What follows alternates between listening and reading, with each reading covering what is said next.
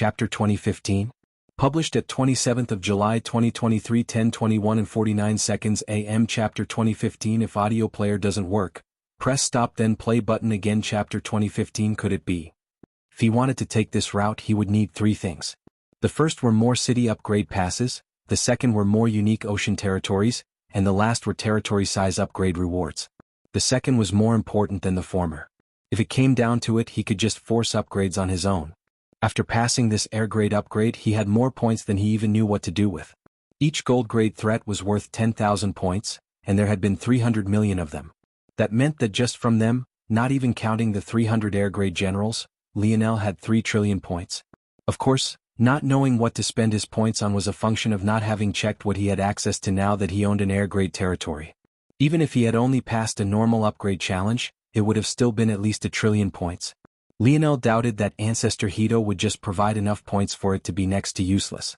Even so, if it came down to it, Lionel could afford several air grade upgrade challenges now if it came down to it, so the unique ocean territories that he could pair with unique territory size upgrade rewards were far more valuable to him. The first thing Lionel did after making his decision was to check through the rewards that the others had accumulated while he was crafting and after he had fallen asleep. Unfortunately, there were no other unique ocean territories in them, but there were many gold grade city upgrade passes, 4 of them to be exact, and there was 1 territory size upgrade reward.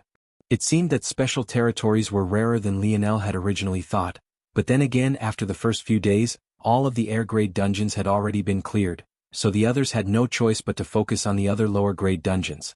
Now, however, it seems that we need to make another push. Lionel nodded to himself. The others should have already sensed the changes.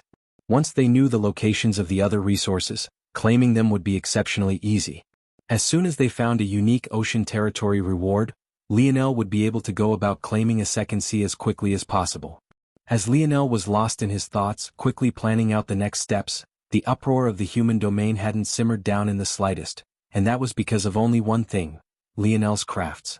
This wasn't about the life grade anymore, it was rather about the value of Lionel's crafts. They were beyond a normal life grade treasure, and this was plain as day for all to see. When it had settled in what Lionel's crafts could do, the entire human domain was shaken. This was for a very simple reason. The only organization that had a craft even close to this was Shield Cross Stars. However, even Shield Cross Stars was wholly inferior. That was Lionel's craft now. It felt like nothing more than a joke. Cross Elder Avon's expression was as ripe as a tomato. He, himself, because Lionel's could be used both offensively and defensively. At the same time, it could be used by 10 people simultaneously. In comparison, Shield Cross Stars' craft could only be used defensively as it was a shield. To make matters worse, it could only be used by 3 people simultaneously, limiting its power. Despite how inferior it was, this unique craft of Shield Cross Stars had been a staple of their power for countless generations, and the secret to its crafting was one of their top-tier secrets. There was no doubt that it was the subject of jealousy for many, but seeing Lionel's craft now, it felt like nothing more than a joke. Cross Elder Avon's expression was as ripe as a tomato. He, himself, didn't know anything about crafting, but he had enough life experience to understand what he was seeing.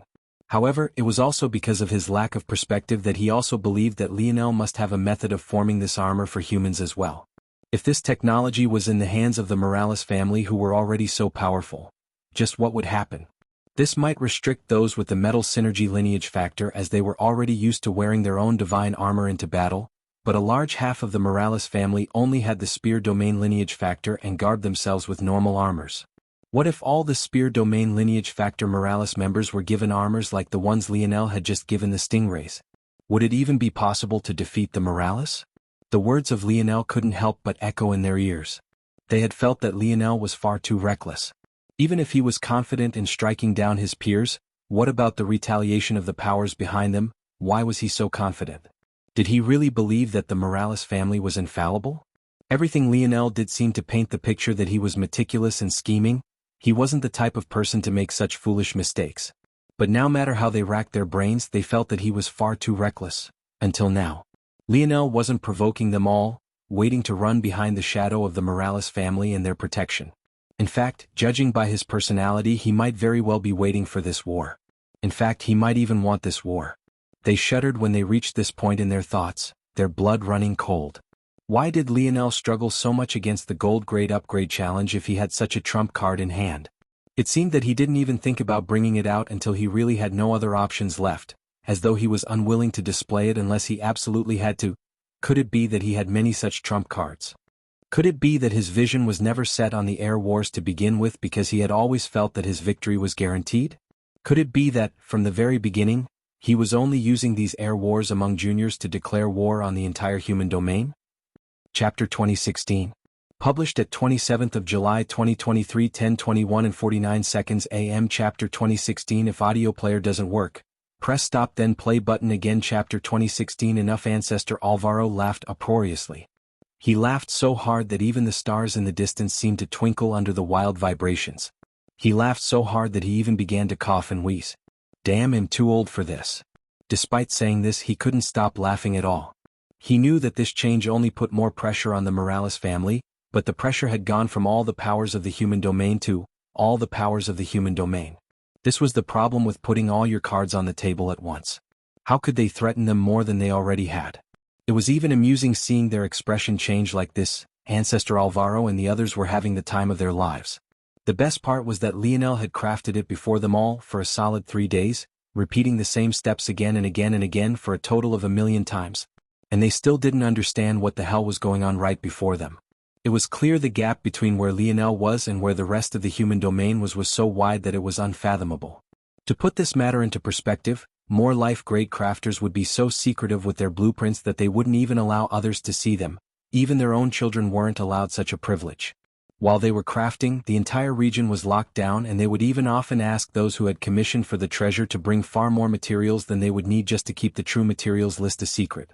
After such life-grade crafters passed on, it was only then that their crafts would be passed down to others in their family, but even then only the highest echelon would be able to lay their eyes on it, while the younger generation would have to provide a great deal of merits just for the sliver of a chance. Usually, unless you rose to the level of an ancestor, you could forget it.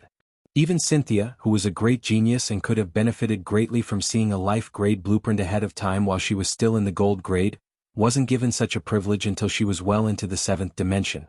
Back then, she had already surpassed Tier 6. She wouldn't have even been allowed to participate in these air wars back then.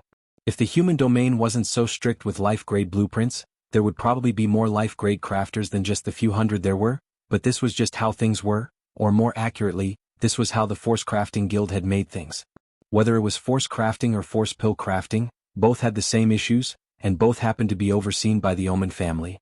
The Morales family had never needed the Omen family for force crafting, but their rules surrounding force pill crafting had caused no small amount of issues. Luckily, the Morales family could absorb ores to strengthen themselves, and they were less reliant on force pills compared to other families. However, even so, only half of them had this benefit. It could only be said that the history of the Omen and Morales family was quite long and contentious, but what was important here was Lionel and his craft. Cross Elder Avon might not understand, but how could these crafters not? Not only had Lionel forged a life-grade treasure as a 6th-dimensional junior, he had also begun to forge again on a force crafting language they had simply never seen before, one so complex they couldn't even understand it. By this point, more than half of the best geniuses of the human domain had already been kicked out. Being forced to watch Lionel, the one who had threatened them all, shine like this, they could only grind their teeth. After the Amethyst token drama of over 20 years ago, many of them had a faint recollection of Lionel in their minds.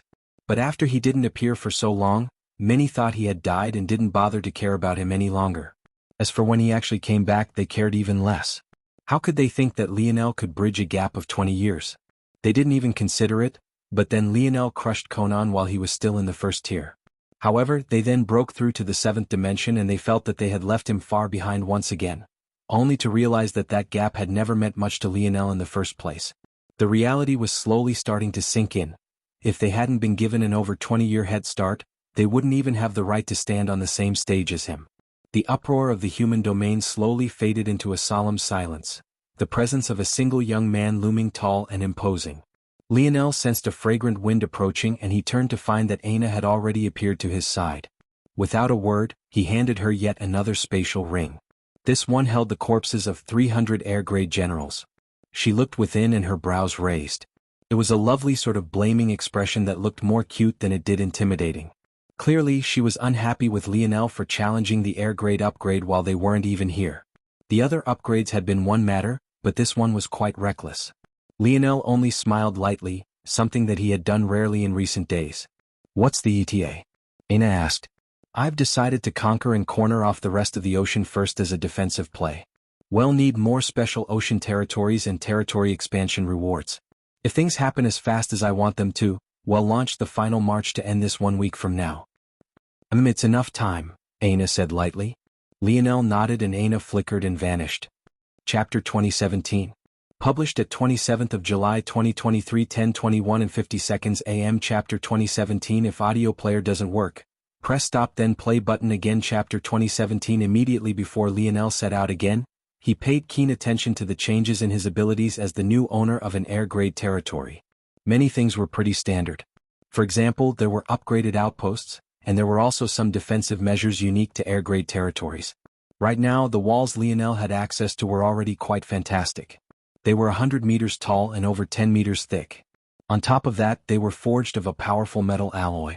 However, other than that, they were relatively simple. Many of the options included infusing it with certain large-scale force arts that could greatly strengthen it. There were also methods of banning flight within a certain range of the city. The more he paid, the larger the range would be. What was more interesting to Lionel, though, were the unique upgrades he could gain since he had a special ocean territory. Many of these things, unsurprisingly, were related to ice. The most intriguing of them was what was called Cold Force.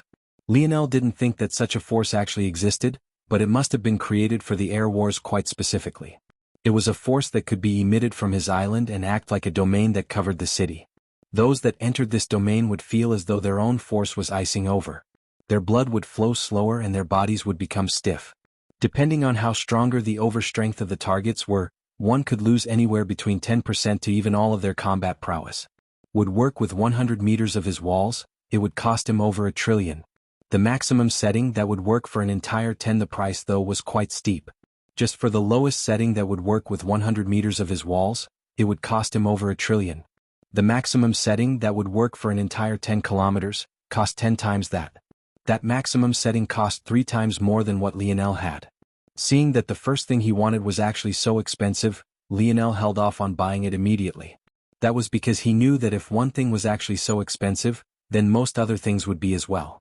After a moment and scanning through all available rewards, Lionel realized that these outrageous prices were unique to, ironically, the unique territory rewards of his city.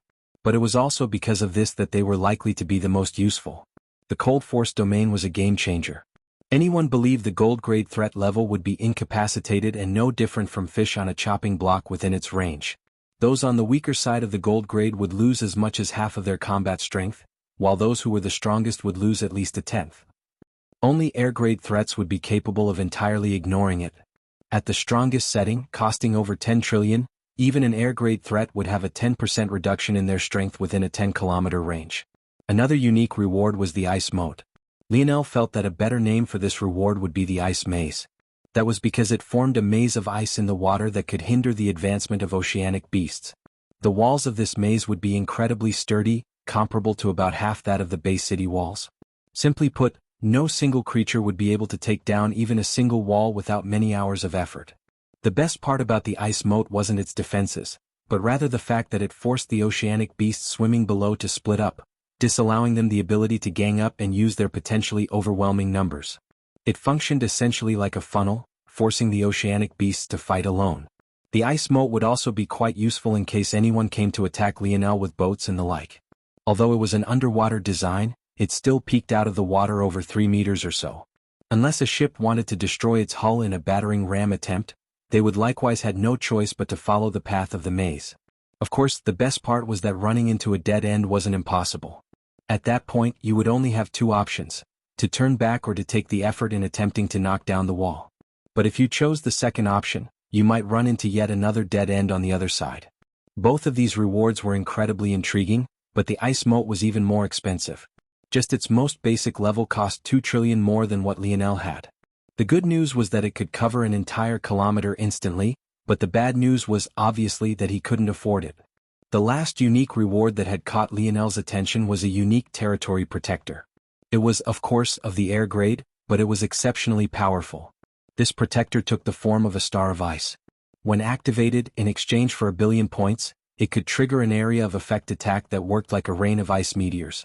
These ice meteors froze water on contact and had great blunt force damage. The lowest setting could target a 100-meter region. The highest setting could attack all around the city, though it was still limited to 100 meters. There was clearly a difference between one 100-meter region and the entire 100-meter radius around the city walls. Unsurprisingly, this was the most expensive of them all at 10 trillion just for the lowest setting and close to 100 trillion for the highest. Lionel faced a situation where he had to choose whether he would save up or not. With his army of stingrays, he could take on the air grade upgrade with quite some ease and guarantee himself anywhere from 1 trillion to 3 depending.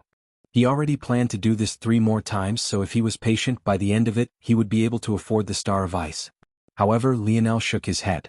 Sometimes, sitting on a pile of cash was worse than spending it. Even if you didn't do anything and were frugal as time passed, your money would only become worth less and less. That was the way of the world and of inflation. Thinking to this point, Lionel bought the lowest setting of the Cold Force domain immediately. Chapter 2018. Published at 27th of July 2023 10:21 and 50 seconds AM. Chapter 2018. If audio player doesn't work, press stop then play button again. Chapter 2018. An alliance with the remaining more than 2 trillion, Lionel upgrade the domain to the greatest setting her could, gaining over a kilometer in range and quite a bit in strength. After this he decisively left, his body vanishing. When he appeared again through a teleportation platform, he was within the territory he had left to Maya to manage.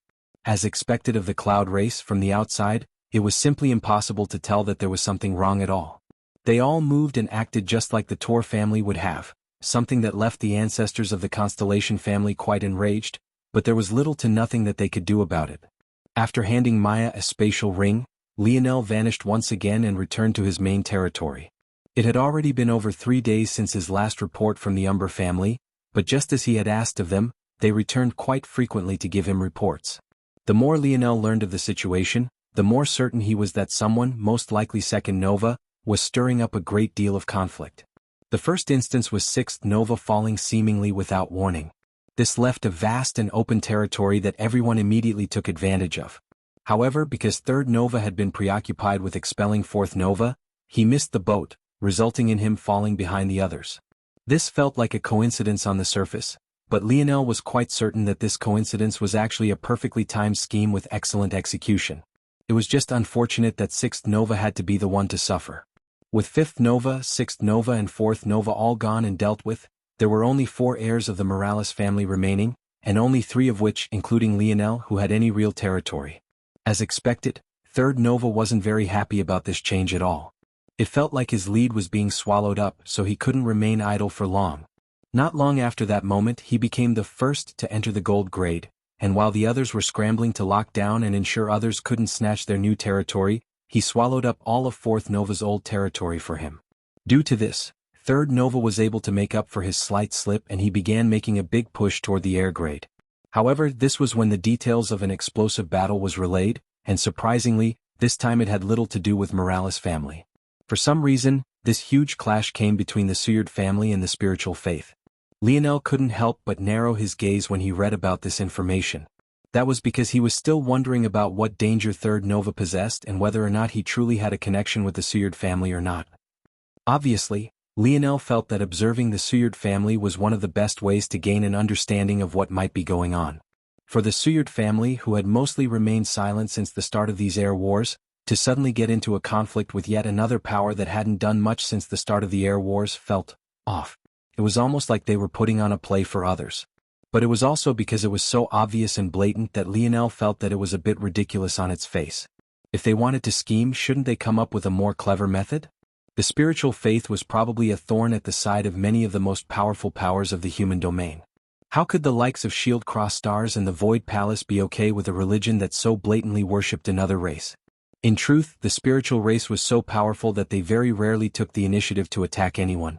Even if the human domain faced danger from other races in the future, the odds that this threat would come from the spiritual race was minimal. Even so, no one had to think to answer what the spiritual faith would do if the day came that the spirituals did have such ill intentions. Just like that, one of the most powerful forces of the human domain would defect without a second thought. The Zoltene faith was similar as they worshipped the nomad race. Lionel had already personally been to one of their shrines. These people had little regard for the human race despite being human themselves. Lionel felt that there was a secret to this matter. Despite the fact he had improved so much and seen so much of the human domain by now, he had still yet to meet one of these so-called gods. The evergreen goddess, the Zoltine god, the spirituals god, he had always thought that they were real people. His father's dictionary had made it clear that this was the case. So where were they? How could such individuals not participate in something that had captured the attention of the entire human domain? These thoughts had always been swirling around in the back of Lionel's mind, which was why when he heard about this battle that made little to no sense, his antennas were immediately placed in an upward position. However, what baffled Lionel even more was the truth behind all of this. After a lot of scouting, and even the use of many strategically placed Cloud Race members, Radlis came back with information that left Lionel speechless. It turned out that Amory, the so-called sword deity, was betrothed to the heir of the spiritual's faith. Or more accurately, the future Lady Pontiff of the faith. For whatever reason, both parties were quite opposed to this marriage and they could only be described to be at loggerheads. This dislike of one another reached the point that they even fought on this sort of stage. However, after a battle that lasted the better part of a day and spread like wildfire, it settled down without a victor and there were even clear signs of both parties freely entering and exiting their adjacent territories. Even without it being described in so many words, the conclusion was obvious: an alliance. Chapter 2019. Published at 27th of July 2023 10:22 and 5 seconds AM. Chapter 2019. If audio player doesn't work, press stop then play button again. Chapter 2019 only. Lionel didn't even frown at this realization, his expression indifferent. He always moved with the worst-case scenario in mind. He already imagined that these air wars would end with him facing off against many enemies at once. Whether they teamed up now or later made no difference to him. What he cared about more were the implications. It seemed that the spirituals were uncaring about most of what happened in the universe. This was something he had become greatly aware of after reading the records of the Void Palace. There were many instances of other races attacking the human domain through the Void battlefield, but none of the spiritual race doing so. Even if a family had an alliance with the spiritual faith, it wouldn't be seen as a red flag to most. One also had to consider the stance the human domain had toward other races as well. Compared to the greater universe, the human domain was fairly lax with other races. Or, at the very least, there was no systematic movement to get rid of them. The Oryx could thrive just fine while the likes of Yuri were even allowed to enter the Void Palace. This made it clear that the human domain didn't usually act against other races. However, the problem of Third Nova was making Lionel second and third guess this matter. Another interesting matter also happened to be the Suyard family's lineage factor. Much like the Morales family, the Suyard family had two lineage factors, not one like most other families. This was why they were seen to be on par with the Morales. They had the strength to back up such thoughts. The Suyard family had the sword domain lineage as well as the blazing devil lineage factor. Oddly enough, Lionel felt that the Suyard family was quite a bit like the Morales in this regard as well. Their lineage factor was very demon-like, maybe even more so than the Morales. Lionel could still remember how Amory's eyes had reddened that day the second time they fought. In the end, he was forced to suppress himself so that his tribulation didn't erupt ahead of time. From Lionel's understanding, their lineage factors similarly strengthened their bodies. Aside from that, it gave them great affinity with Dark Force in addition to having several other auxiliary benefits that wouldn't have been listed in the Void Library. These would account for techniques similar to Metal Body and Divine Armor. Lionel would have no way of knowing the true details until he forced them out of Amory, then there would likely also be his ability index to deal with. Whether it was the first or second encounter they had, Lionel knew that he had never fought Amory's best. The first time he had been suppressed by the Vital Star Force, and the second time he had been suppressed by his tribulation. Regardless of how you looked at it, he would be a powerful opponent, and unlike with Nazag, Lionel couldn't directly strip away one of his strongest abilities. However, also unlike Nazag, Lionel had a great will to crush Amory in the worst way possible. At that moment, Lionel suddenly thought of something and his gaze narrowed. He sent a message to Radlis after a while and threw the thought to the back of his mind as he continued through the events. After the Suyard and spiritual faith clearly allied, they once again fell into dormancy, doing nothing much more. However, not long after that, First Nova and Third Nova had their first clash. This clash occurred in the open waters, but for an unknown reason, it didn't continue to a point of no return and they both retreated without any results. Of course, this was actually a clash between Vega and some of Third Nova's subordinates rather than First and Third Nova themselves. But Radlis had still added this to the report as Lionel had asked for everything of significance. Following this, Third Nova clashed with the Ram family. However, just when it seemed that he would claim victory, he suddenly retreated, rushing back to his territory to find that his city walls had fallen. Lionel felt that, once again, Second Nova had struck. But what he didn't know was how Second Nova had managed to do this without detection to a gold-grade territory. He could only speculate that Second Nova had taken some time to clear dungeons and claimed a gold-grade version of the silver-grade wall, destroying rewards he had previously gained. There was no easy way to rebuild the walls after they had been destroyed. The only methods were to rebuild it by hand, to find a reward that could replace them, or to undergo an upgrade challenge. But taking on the air-grade challenge without walls was nothing short of suicidal. Third Nova was thwarted again and he seemed to be in a bad situation. After investing so much into a gold-grade territory, he couldn't just abandon it. And he had yet to gather enough points to take on the air-grade challenge even if he wanted to take the risk. Without a choice, Third Nova could only set aside his ideas of conquest and began to accumulate. He dispersed his subordinates with the goal of claiming and clearing as many challenges and dungeons as was possible. When Lionel got to this point, his eyes narrowed. As expected, there was a clash. No, more accurately, there was a speculated clash. The Umbra family didn't manage to get eyes on it, all they could do was speculate. Lionel's heart skipped a beat. To him it was obvious. Second Nova had diverted Third Nova's attention, giving him no choice but to spread out his army and give up his greatest advantage: numbers. Then, Kira and Second Nova could take Third Nova on without the disadvantage. However, out in Morales family's flagship, the sound of a crying woman echoed. Kira's tears fell like a torrential storm, holding Orin, who was continuously coughing up black blood. Ancestor Hito opened his eyes and frowned, an expression that even the ancestors of the Morales had never seen from him. He's been poisoned. I have no method of dispelling it, this is only something that the Omen family can cure.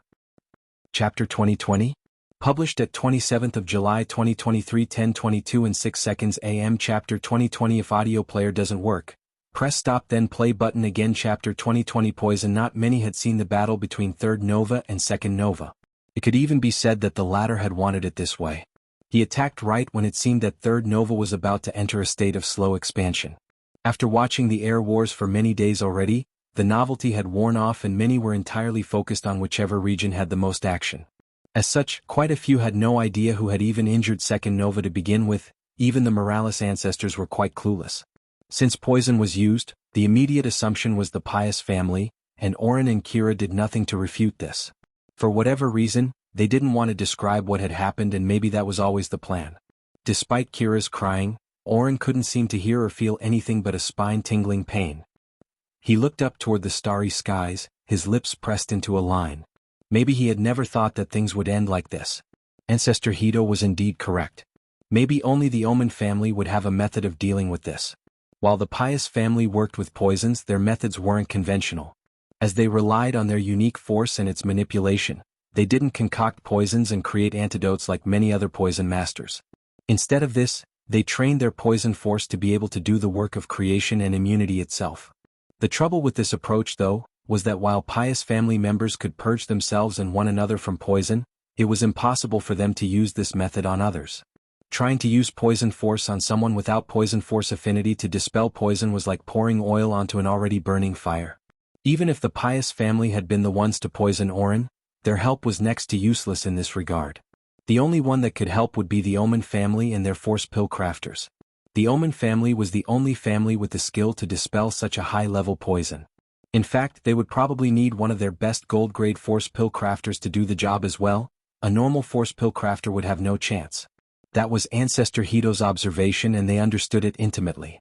Kira wanted to immediately get up and beg the Omen family if she had to, but before she could even stand to her feet, she felt a strong grip on her wrist, a grip firmer than anything Orin should have been able to muster given his current state, and yet he had found the strength. The Morales family doesn't know weakness. Orin continued to stare into the skies, his expression blank and his lips once again pressing into a thin line.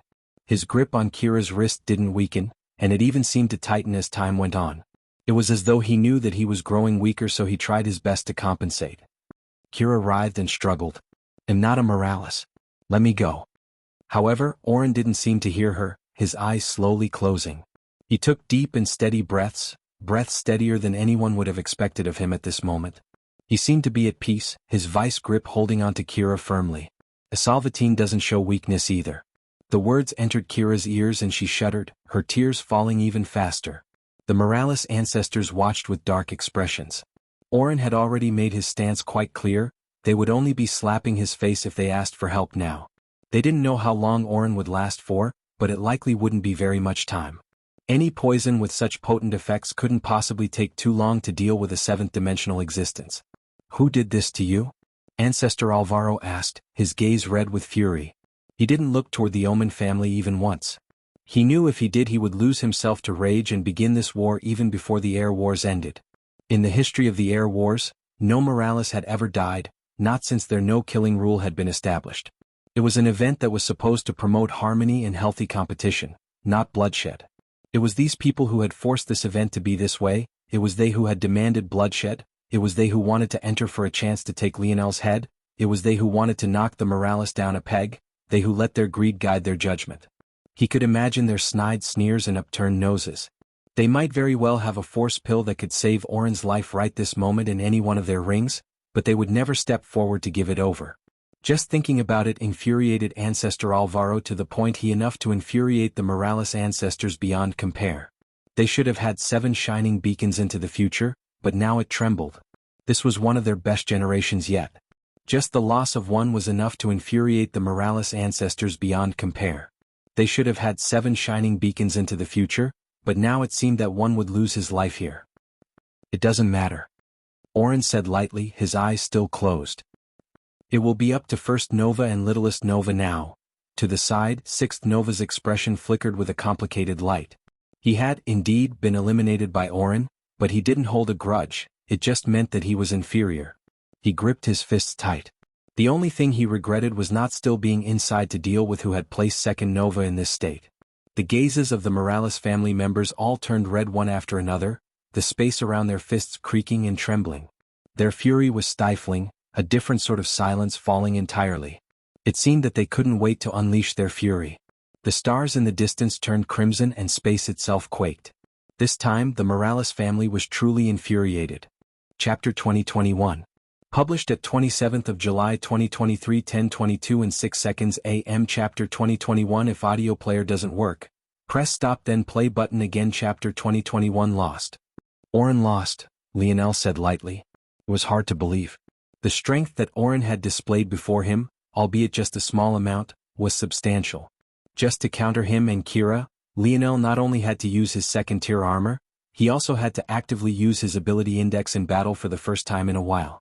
Ever since Lionel left the Tribulation Zone, whether subconsciously or not, he had stopped relying on his ability index in battle. The speed of improvement he had made in the way of the spear during his time in the Tribulation Zone spoke for itself. He would just be too stubborn if he chose to ignore the evidence right before him. Over time he was slowly finding a balance between relying on his intelligence and his innate talent to slowly move forward and improve. However, it wasn't an easy balance to find. The last time he had had a breakthrough in this regard was during his battle with Miguel. This was all to say that Oren was the first person since he exited the Tribulation Zone and had such a big boost in his power that had actually made Lionel go so far. He had used not only all 10 of his star, he had used his 5th-dimensional life-grade divine armor and his ability index. These 3 things should have practically made Lionel undefeatable within the younger generation, but he could tell that both Oren and Kira had held back a great deal. So how had they lost to Third Nova anyway? There were only 2 explanations. Each was dangerous for its own reasons. The first was the most obvious, and that was that Third Nova was simply that strong. Even after dispersing his subordinates, he still had enough strength remaining to take on both Kira and Oren without a problem. In this case the problem was obvious, he was far too powerful, maybe more powerful than Lionel could fathom. If the battle had ended quickly enough that others, and even the Umbra family, couldn't find out the details about it, this was a testament to how large the gap between Third Nova and Second Nova had been. The second was that Third Nova had been prepared for Oren and only pretended to disperse his people while keeping his strongest subordinates by his side. Maybe he had even laid a trap just for Oren to fall into it. The problem with this case was that Third Nova was incredibly scheming and intelligent.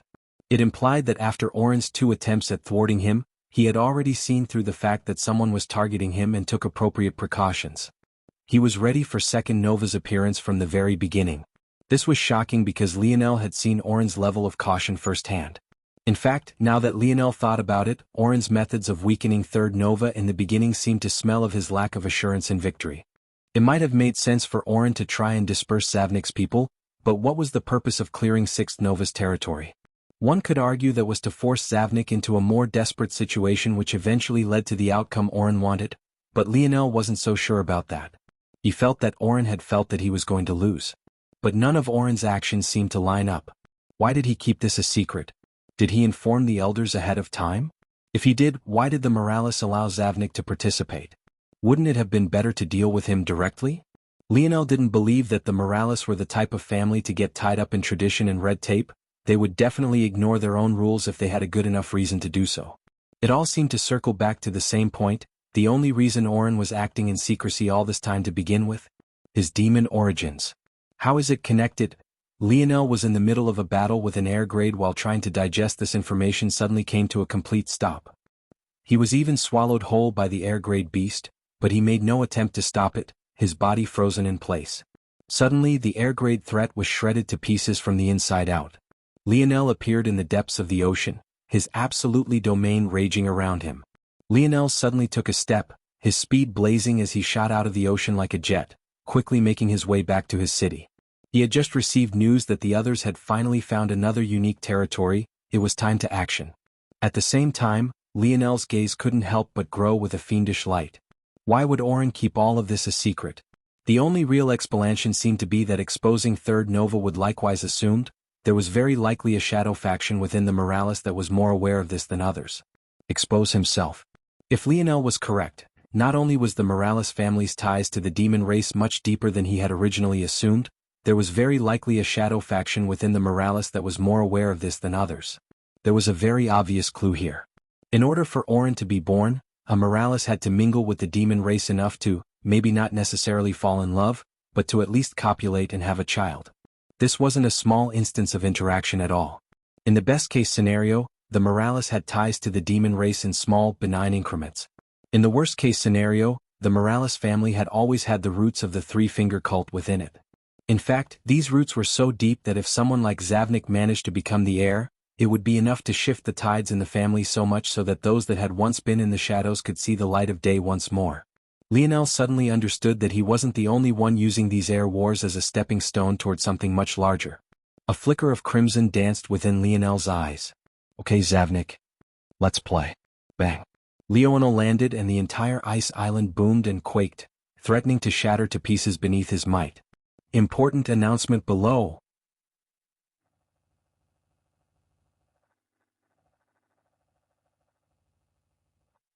Chapter 2022. Published at 7th of August 2023 1:22 and 42 seconds p.m. Chapter 2022. Water Lotus. If audio player doesn't work, press stop then play button again. Lionel appeared in his ice island city, his attention immediately turning to James, who tossed over a glass orb to him. When Lionel saw what was in it, his expression flickered for a moment. He had already guessed that the unique ocean territories wouldn't all be exactly the same, but this one was actually quite different. Of course, the name uniquely spoke for itself, but its unique attributes changed Lionel's plans a bit. At the very least, he couldn't be in as much ease as he had hoped. The unique ocean territory this time was probably more accurately called a unique water territory instead. If this was called an ice island territory, then this unique water territory would be quite accurately called a water lotus territory. Rather than forming a huge island of ice, it formed a huge island in the form of a blooming lotus. This didn't seem like a big deal until you understood that a water lotus was a freshwater plant. While it can handle slightly salty water, specifically brackish water, which is a combination of river waters and ocean water, it wouldn't be able to live in a full-on salt body of water. In line with this water lotus territory would turn the surrounding territory into a freshwater body. The surrounding 10% of territory would become pure fresh water while the remaining 90% would be brackish. This was actually good. If this had been Lionel's only territory. This was because there was a permanent debuff to oceanic creatures who entered this territory's waters. Within the brackish water, they would experience a 20% reduction to their strength. In the freshwater, they would lose as much as 50% of their strength. Of course, this scaled with the city's grade. A gold grade city could limit the strength of up to the gold grade, while an air grade city would be able to infect even air grade threats. However, there was a very obvious problem here. This chapter upload first at NWSB, C0M. Lionel's army of stingrays were saltwater creatures. As a result, they were subject to the very same debuff. This was the obvious downside of this city. There were no freshwater creatures in the region to begin with, this was the ocean. And unless you bought freshwater creatures from the Water Lotus City itself, you would be out of luck. There were fresh bodies of water on the supercontinents, but Lionel didn't have the time to divert his attention to them in an attempt to find freshwater creatures on a large enough scale for them to be useful. And there was obviously the largest problem. Lionel didn't have the time to spare to make another huge batch of armors. Lionel took a breath and exhaled, his gaze frighteningly calm. It wasn't impossible to find freshwater creatures. He owned the entire supercontinent and thus had a method of scanning the entire territory for what he needed. The issue was that doing so was useless for the reason of time. Anyone else would be ecstatic to receive such a territory, but Lionel's own skill had ironically painted him into a corner. This situation wasn't as bad as it seemed. After all, these debuffs would be suffered by the creatures of the upgrade challenge as well. That meant his stingrays and the enemy would be on the same playing field. But the larger problem would be if Lionel was ever attacked. There was no telling if others had access to freshwater creatures or not, or maybe even creatures who could exist in both. How pathetic would it be if he was suddenly at a disadvantage in his own territory? I think you should take a look at the other problem was that because this territory came with such a large advantage right from the outset, the benefits one could get afterward was limited. Lionel tossed the territory reward up and caught it again, his mind spinning with several thoughts. Seems that it's time to reveal another trump card. Call the commanders of the Skies family here. It wasn't long before a long line of Skies family members stood before Lionel. All of them had on extremely respectful expressions, which was a far cry from how things had been just a month or so ago. They were the only group Lionel had never sent out on missions, so everything Lionel had done, they had personally witnessed. The kind of strength Lionel could display at such a young age left them in complete awe. All of them were less than 100 years old and were relatively young as a result. Seeing the difference between them let them understand why it was their patriarch had lowered his head. It's about time, you all prepare yourselves. Lionel waved a hand. Exchanging several million points, he brought out over 100 spatial rings. The generals of the Skies family that he had appointed already knew what these rings were for. So, without a word, they immediately turned and left, rushing to get into place one after another. Lionel turned back to the others. For the next half day, stay outside this range of waters. After issuing his orders, Lionel flashed and vanished. With great speed he found the location of waters he wanted and threw the water lotus orb out. It immediately burst from its glass orb and expanded wildly, surging out in all directions until it formed an enormous lotus. Large and thick green pads extended from the sides, while in the center, a gorgeous pink flower bloomed, its thin petals gently waving in the wind. For extra defense, the green pads could close, though it took a few hours to finish. So this had to be done well in advance. It could be said, though, that this territory was designed to be purely defensive. If he wanted it to be a death trap, it would be up to him. One after another, over the horizon, the Skies family members dashed across the water's surface, swiftly catching up with Lionel. Lionel's gaze sharpened as he sent forward several more rewards, triggering the Bronze Upgrade Challenge and then the Silver and Gold Upgrade Challenges right afterward. Chapter 2023? Published at 7th of August 2023 1:22 and 41 seconds p.m. Chapter 2023. Crack. If audio player doesn't work, press stop then play button again. Lionel dispersed the challenges with instant clear reward. His gaze narrowed as the Skies family took up their position on the large greed pads. The current Skies family members didn't look anything like they had before. There were still only about 10,000 of them, but since the beginning of the Air Wars, they had been wearing the very same simple linen clothing. But now, each one of them wore radiant armor, their foreheads fitted with a tight headband that seemed reminiscent of a simple crown. The drama on the night side supercontinent was so great at the moment that many were still focusing on what was happening there, especially since Lionel had entered a bit of a lull since clearing his first section of the sea. But suddenly seeing that he had gained another special territory, the expressions of many couldn't help but become serious. If Lionel succeeded, wouldn't this mean that he would claim half of the ocean for himself? Combining this with an entire supercontinent, wasn't this far too much? Many saw the clear problem with this strategy though. Lionel already had a shortage of people, what good was it to have this much territory? He should be attacking the others before they could gather any more people, this was his best chance. There was only one explanation for this. Lionel wanted to prevent others from benefiting from the ocean. It was ambitious more than they understood. Lionel's every action always seemed filled with so much confidence. It was clear that he did nothing by half measures. He was ambitious when he needed to be. He drew back when caution was needed. He schemed better than most they had seen, and the sharpness of his mind seemed to be on another level. Subconsciously, many realized that even when they couldn't explain why Lionel was doing something, they subconsciously believed that he had a good reason for doing so. This was a subtle and yet prominent change occurring all across the human domain. Lionel couldn't be sure of the mind of others, but he had clearly planned on this kind of change. There was a reason he hadn't just started the domain war, and momentum was only part of the reason. He was far too unknown. Most knew his father but not him. He wanted to show this human domain that his own merits were enough to crush them. This chapter upload first at NWSB. C0M. Lionel's gaze suddenly blazed to life as he fused 2 more gold-grade city cores into the water Lotus City. Without hesitation he shot into the air, overlooking the waters. They had become much clearer, the smell of fresh water filling the air. It was intoxicating and filled one with a sense and calm. They were so clear that one could almost see to the bottom of the ocean despite its ridiculous depth. It was an absolutely gorgeous sight. But as soon as it appeared, it vanished beneath the wildly churning waters. At that moment, the members of the Skies family all roared out at once. The clear skies above began to roll as a dense body of dark clouds began to make their way over. Their armors began to glow fiercely, strong pillars of gold light filled with lightning runes rising up and piercing the thick cumulonimbus clouds. Lionel watched this silently, unmoved by the churning lightning just above his head.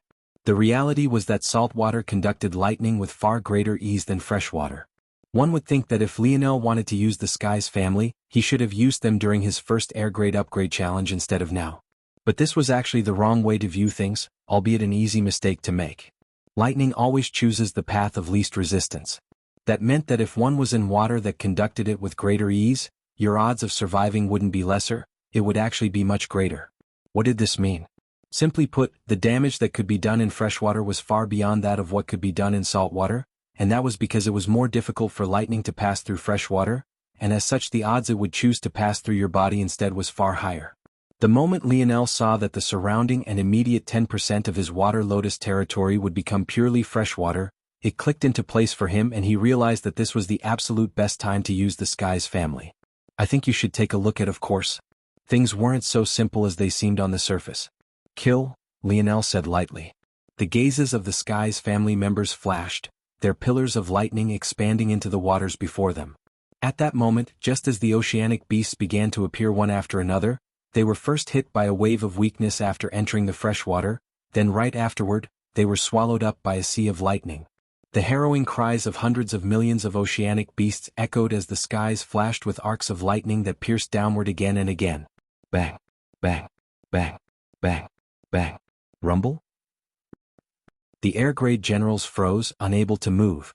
They writhed in pain, their skin quickly charring beneath the menacing sea of gold. Lionel calmly took out his bow and pulled back its string taut. The smell of frying flesh filled the air. The gold-grade threats could hardly last a few seconds before they were fried to ash. Only the air-grade threats seemed capable of holding on, but they were entirely paralyzed. To Lionel, they were nothing more than unmoving targets. With an exhaled, Lionel released his arrow, tearing a hole 10 meters across in the head of an enormous colossal squid. Clearing this would be even easier than the first air-grade upgrade challenge. Across the ocean, located on the ocean's floor near an underwater volcano, a city was located.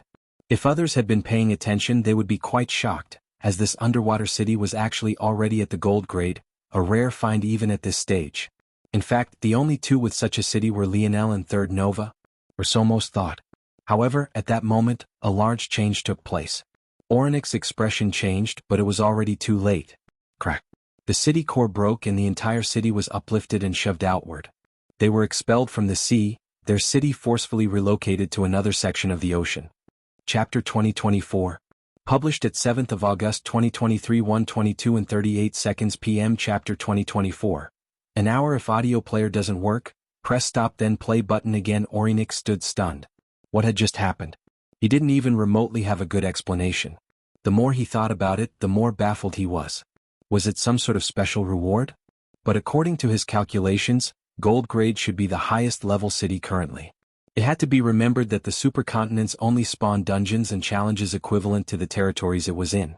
This meant that if one wanted a reward higher than the air grade at this point, according to Ornik's calculations anyway, one would have no choice but to enter the ocean. This was the only place that would spawn such challenges ahead of time. Ornik didn't believe that a gold grade reward could expel his city like it had just now, even cracking its city core. Such a thing would completely unbalance the situation. So did that mean that someone had been just lucky enough to clear an air-grade dungeon with this sort of reward?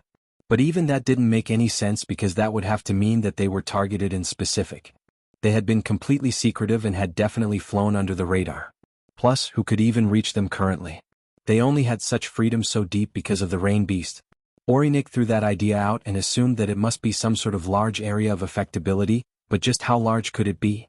He didn't believe that anyone could sneak up on them, and they had already claimed a large region with their special territory, so if anything had appeared, they would have been alerted on their territory map the moment someone encroached.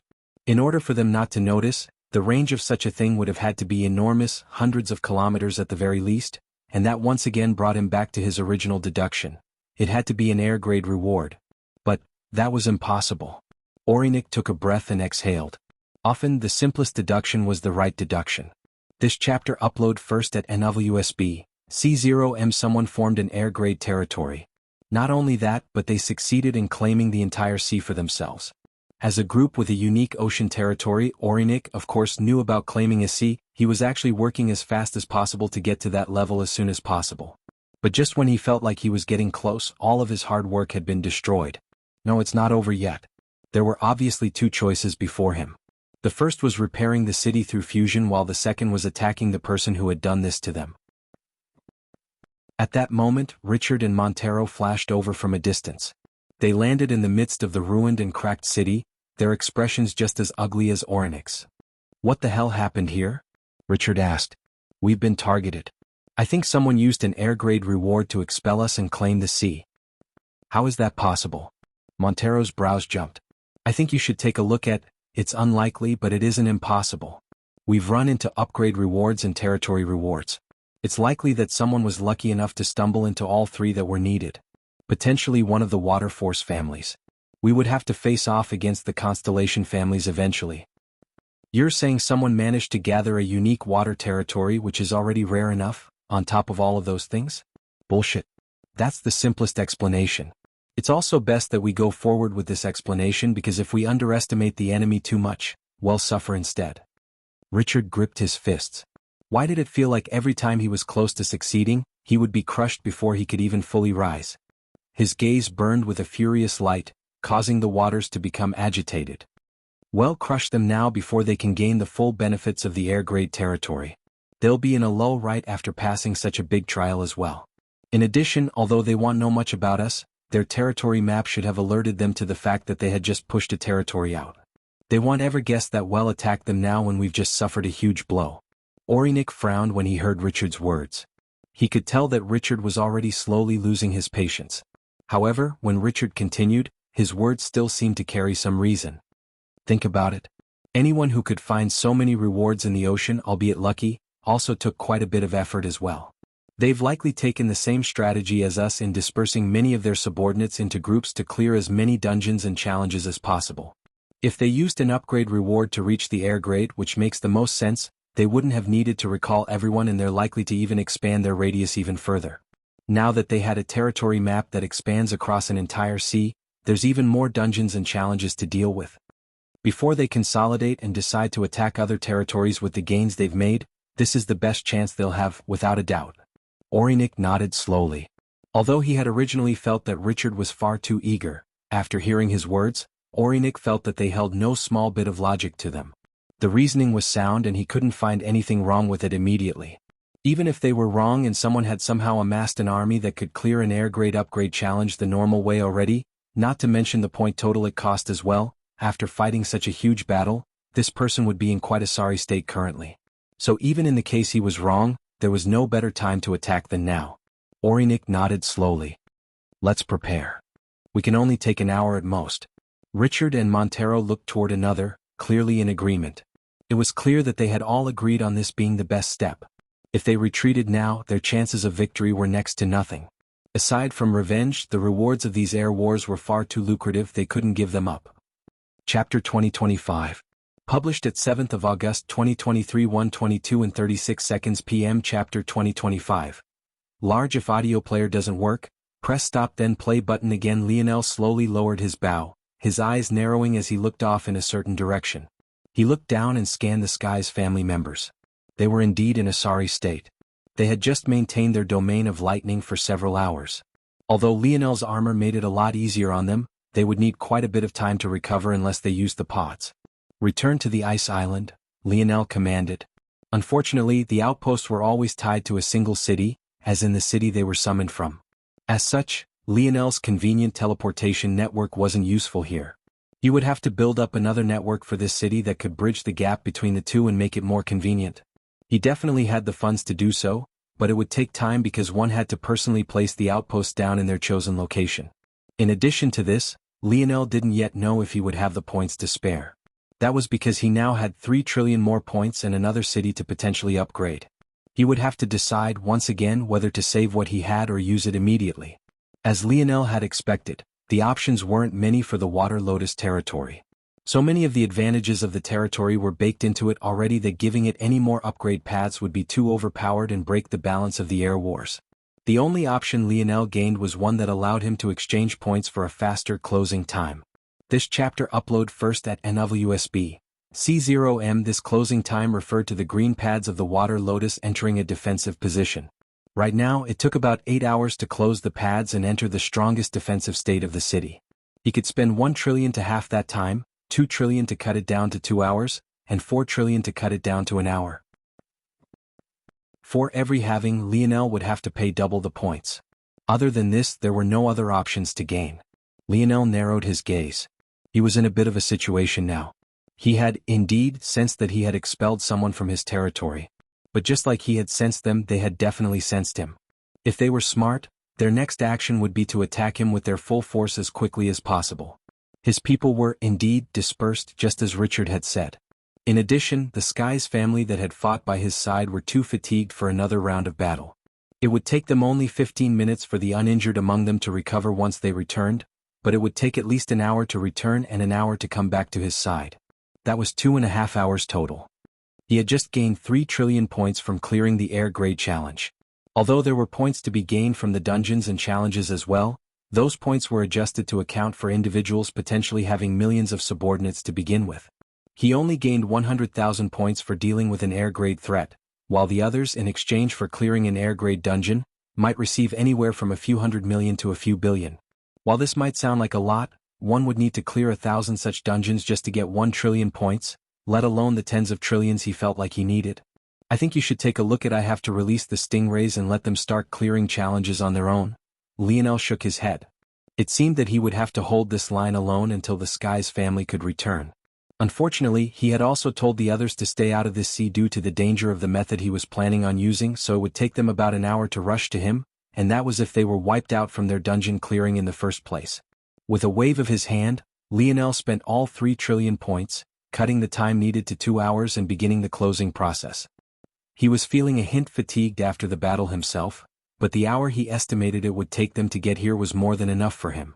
With a step, he appeared on the edge of one of the slowly moving green pads. His bare feet dangled in the clear waters, his expression calm as he closed them, laying his spear across his lap. His breathing seemed to match the rhythm of the slowly churning waters. The reason he had claimed this city in the first place was to ensure that no one else could claim a sea for themselves, and he planned to do it twice more. He didn't care even if he had to leave the Water Lotus territory closed into perpetuity. His only goal was to hold this land. What happened with the rest of it didn't matter to him. Oddly enough, this was a rare moment of relaxation for him since the air wars had begun.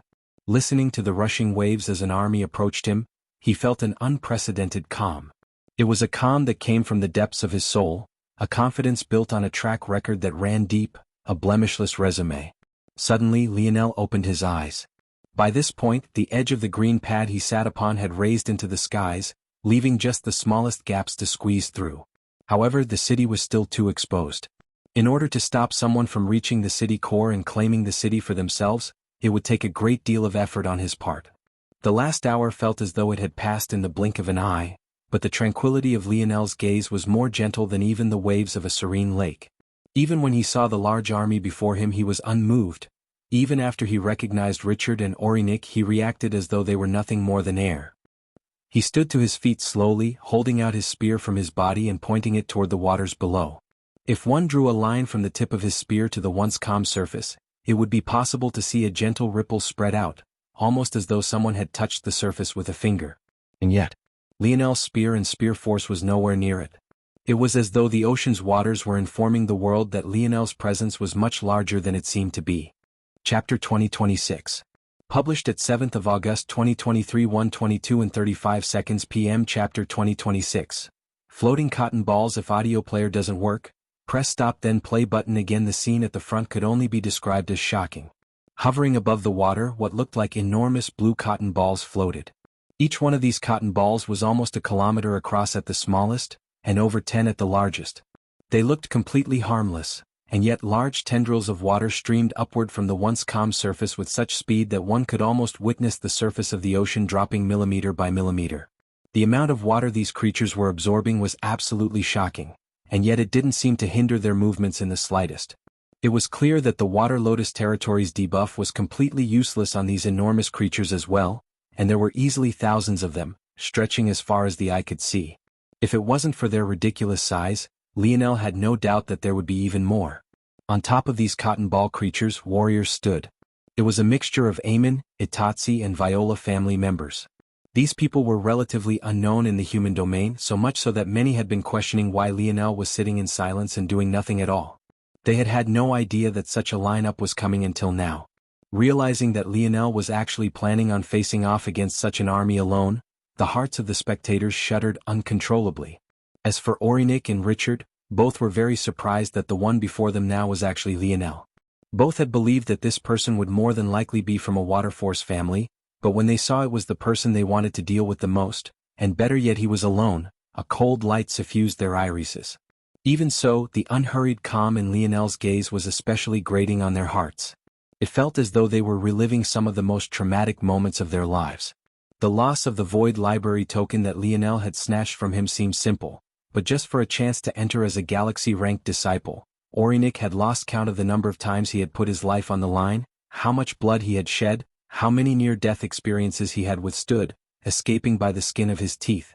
This chapter upload first at NWSB. C0M. But without a single regard for anything, Lionel, that boy whose only claim to fame were his parents, had snatched something he had spent years planning for. To this day that was still the greatest humiliation of his life. He was an exceptionally cautious person, one who only took action when he believed that he had all the cards in his hand, and yet he had been outplayed. For Richard, the hatred was even more deep-seated. His family had been destroyed and uprooted not just once but twice. Aina had crushed his pride as a man and the Luxniks had crushed his pride as an heir. By now he knew that Lionel had played him, forcing him into a corner without raising even a single finger. He could sense the disdain radiating off of Lionel despite the fact the latter's expression was calm. It was a disregard so deeply entrenched that it made Richard's blood boil, his slightly graying hair dancing in the wind. Montero, the only one of the three without history with Lionel, was the only one looking around and questioning the situation. Where were his subordinates? Were they inside the city? Why didn't he sense them? But it was exactly at that moment that Orinik and Richard spoke at once. Attack. The skies above rumbled and the large tendrils of water tornadoes that the rain beasts were swallowing up shifted. I think you should take a look at Lionel narrowed his eyes as an enormous wave of water surged toward him. They towered tens of kilometers into the skies, blotting out even the sun in the skies. There was simply nowhere to escape it. Whether it was width or height, both carried the suffocating weight of nature. A bronze aura gently radiated from Lionel as he tilted his head up. Even doing so while standing in the skies didn't allow him to lay eyes on the end of the wave. Slowly, a Tier 2 armor formed over his body trembling lightly just once before he suddenly appeared before the wall of thick water. With a roar, Lionel slashed down, splitting the tsunami in two. As he slashed, Lionel's gaze flickered. He had felt more resistance than he had expected. Although the tsunami-like wave was large between his water force control and spear force, it shouldn't have been too difficult. But this water held a different sort of character. Lionel realized that these creatures weren't just spraying water around, they were controlling it. They were large, floating, breathing water force domains. That meant, he had only just split the wave when it began to crash down around him. If it was just a wall of normal water, it would have fallen and collapsed. Even if it managed to maintain its form, it would have continued its forward momentum. But this one abruptly stopped and collapsed around him like a rain of fists weighing millions of kilograms. Lionel's gaze blazed to life and his 10 stars appeared to his back, his aura surging. He took a step forward and vanished through his starry light domain. When he appeared again, his divine armor was billowing with dense blue nebulae like fog, his aura soaring once again. His void star force stars twinkling, trembling once and ripping the control of the tsunami from the wall of beasts. Lionel felt a bead of sweat fall down his brow, his heart skipping a beat. Just now he felt the tug of not just one rain beast but dozens.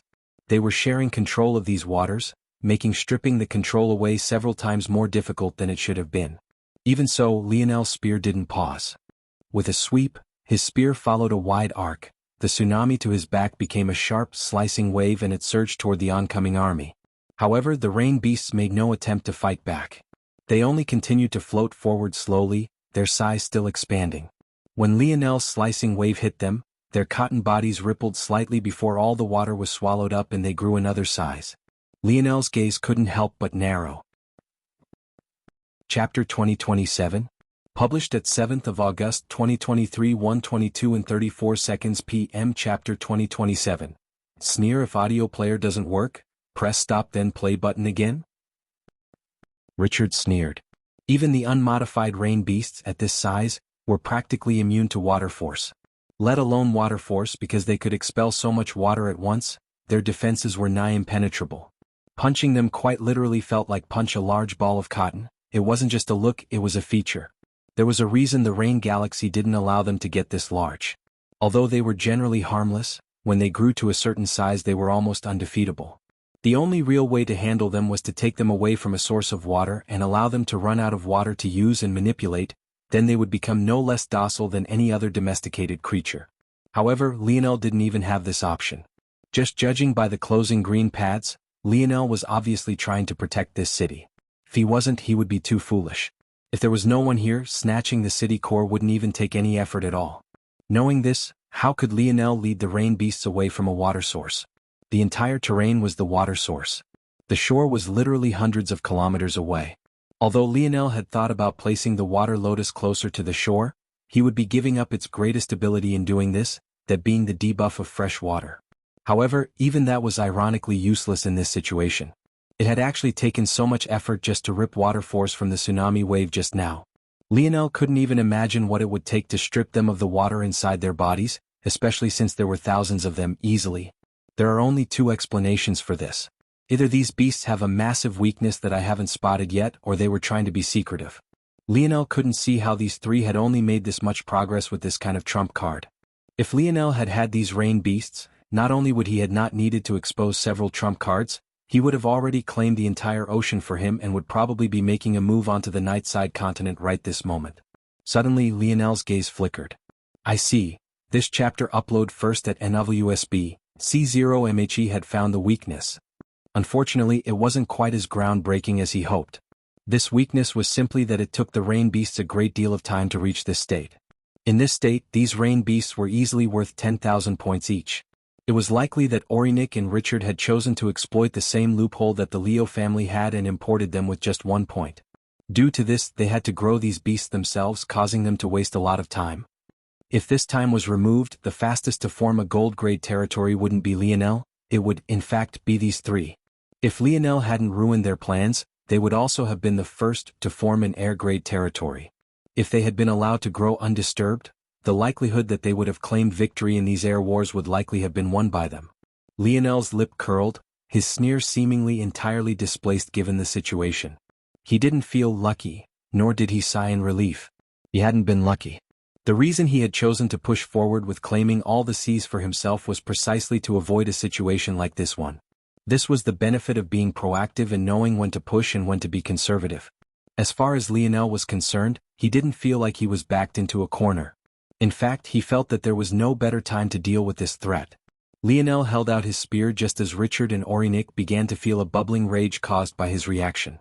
They couldn't believe that even now, Lionel dared to look down on them. But it was then that his aura suddenly pierced into the skies. Star fusion. King's might. I think you should take a look at Bang. A wild whirlpool formed beneath Lionel's feet. The crowding clouds above seemed to be under the same spinning force, a vortex taking shape both above and below him. Lionel held out his spear, and at that moment his body trembled, forming a clone, then a second, then a 10th, and a 100th. Soon, the number of Lionels seemed to dwarf even the large army before him, and they all surged forward at once. Ornic's gaze narrowed. Target that location. He had seen this ability from Lionel before, or so he thought. The technique he had seen was one Lionel had picked up from Valiant Heart Mountain. It was nothing more than an illusion of the light. But this one? A wall of water suddenly appeared where Lionel had stood. However, even after it landed, nothing seemed to happen. The other clones continued forward without dispersing, appearing around the army and attacking all at once. Right then, several Lionels appeared before Orinic and the others, his spear slicing down. Kill? Richard ordered. They stood upon the largest of the rain beasts. It was almost 20 kilometers across. Even though Lionel had appeared before them, he was still easily 10 kilometers away. It was almost impossible to even create an attack of that scale, let alone reach them. The water beneath the rain beast shifted and surged toward the oncoming Lionels. The three didn't feel like they even had to move an inch, but what happened next left them without words. Emperor's edict? In the blink of an eye, the rain beast that had been almost 20 kilometers in diameter suddenly vanished. Those spectating blinked. But when they looked closer, they realized that it hadn't vanished. No, it had shrunk back down to the size of a palm. And as for the waters, it had taken several days to absorb.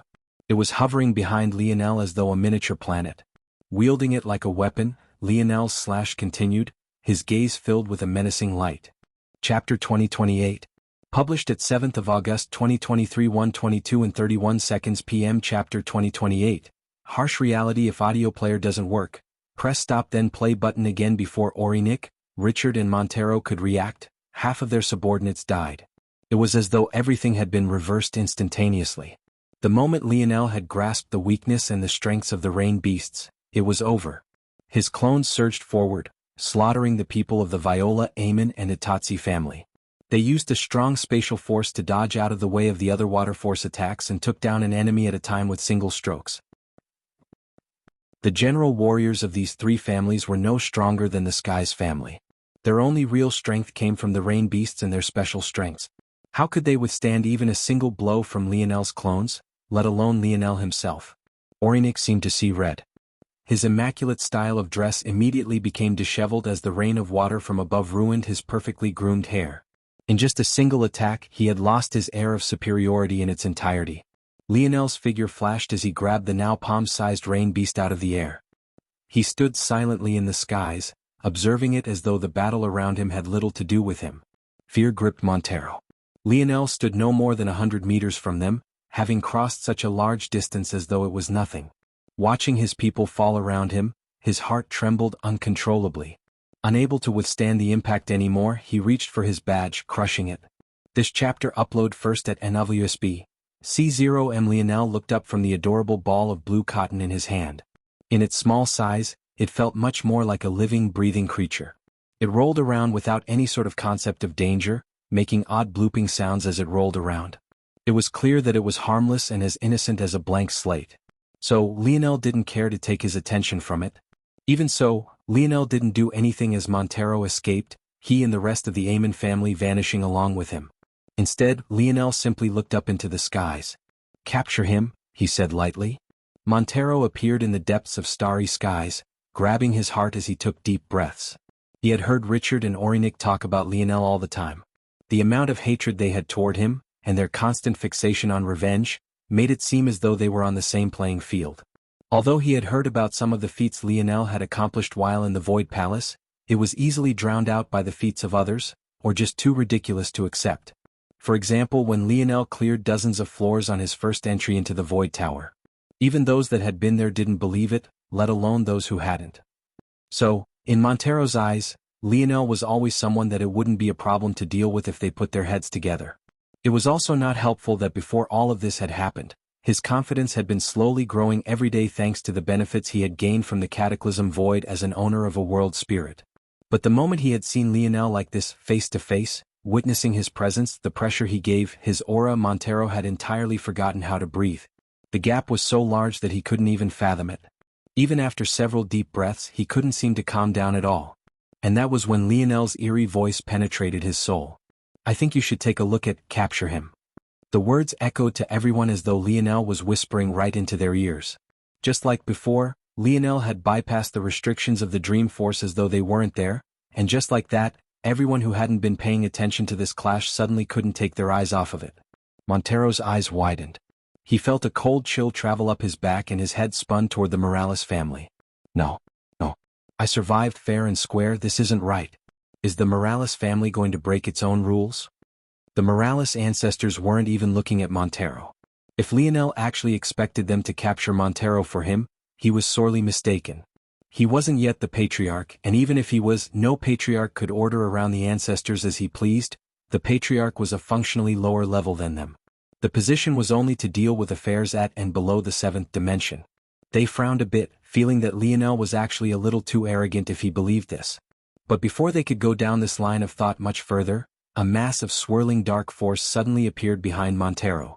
It was sudden and quick, so much so that even the ancestors hadn't sensed it until it appeared.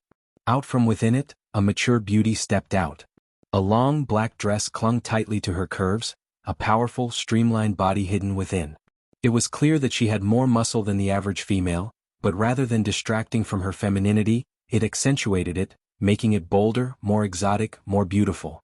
Everything from her pale, almost transparent skin, to her rosy red lips, enticed and entranced people. Montero couldn't even react before his arms and legs were suddenly bound, even his lips being covered by a thin black silk. Mordred released a delicate laugh, one that caused the hearts of many to skip. She seemed to be quite assured in her charm, and she wasn't the least beast shy about using it, her maturity shining through like well-aged wine.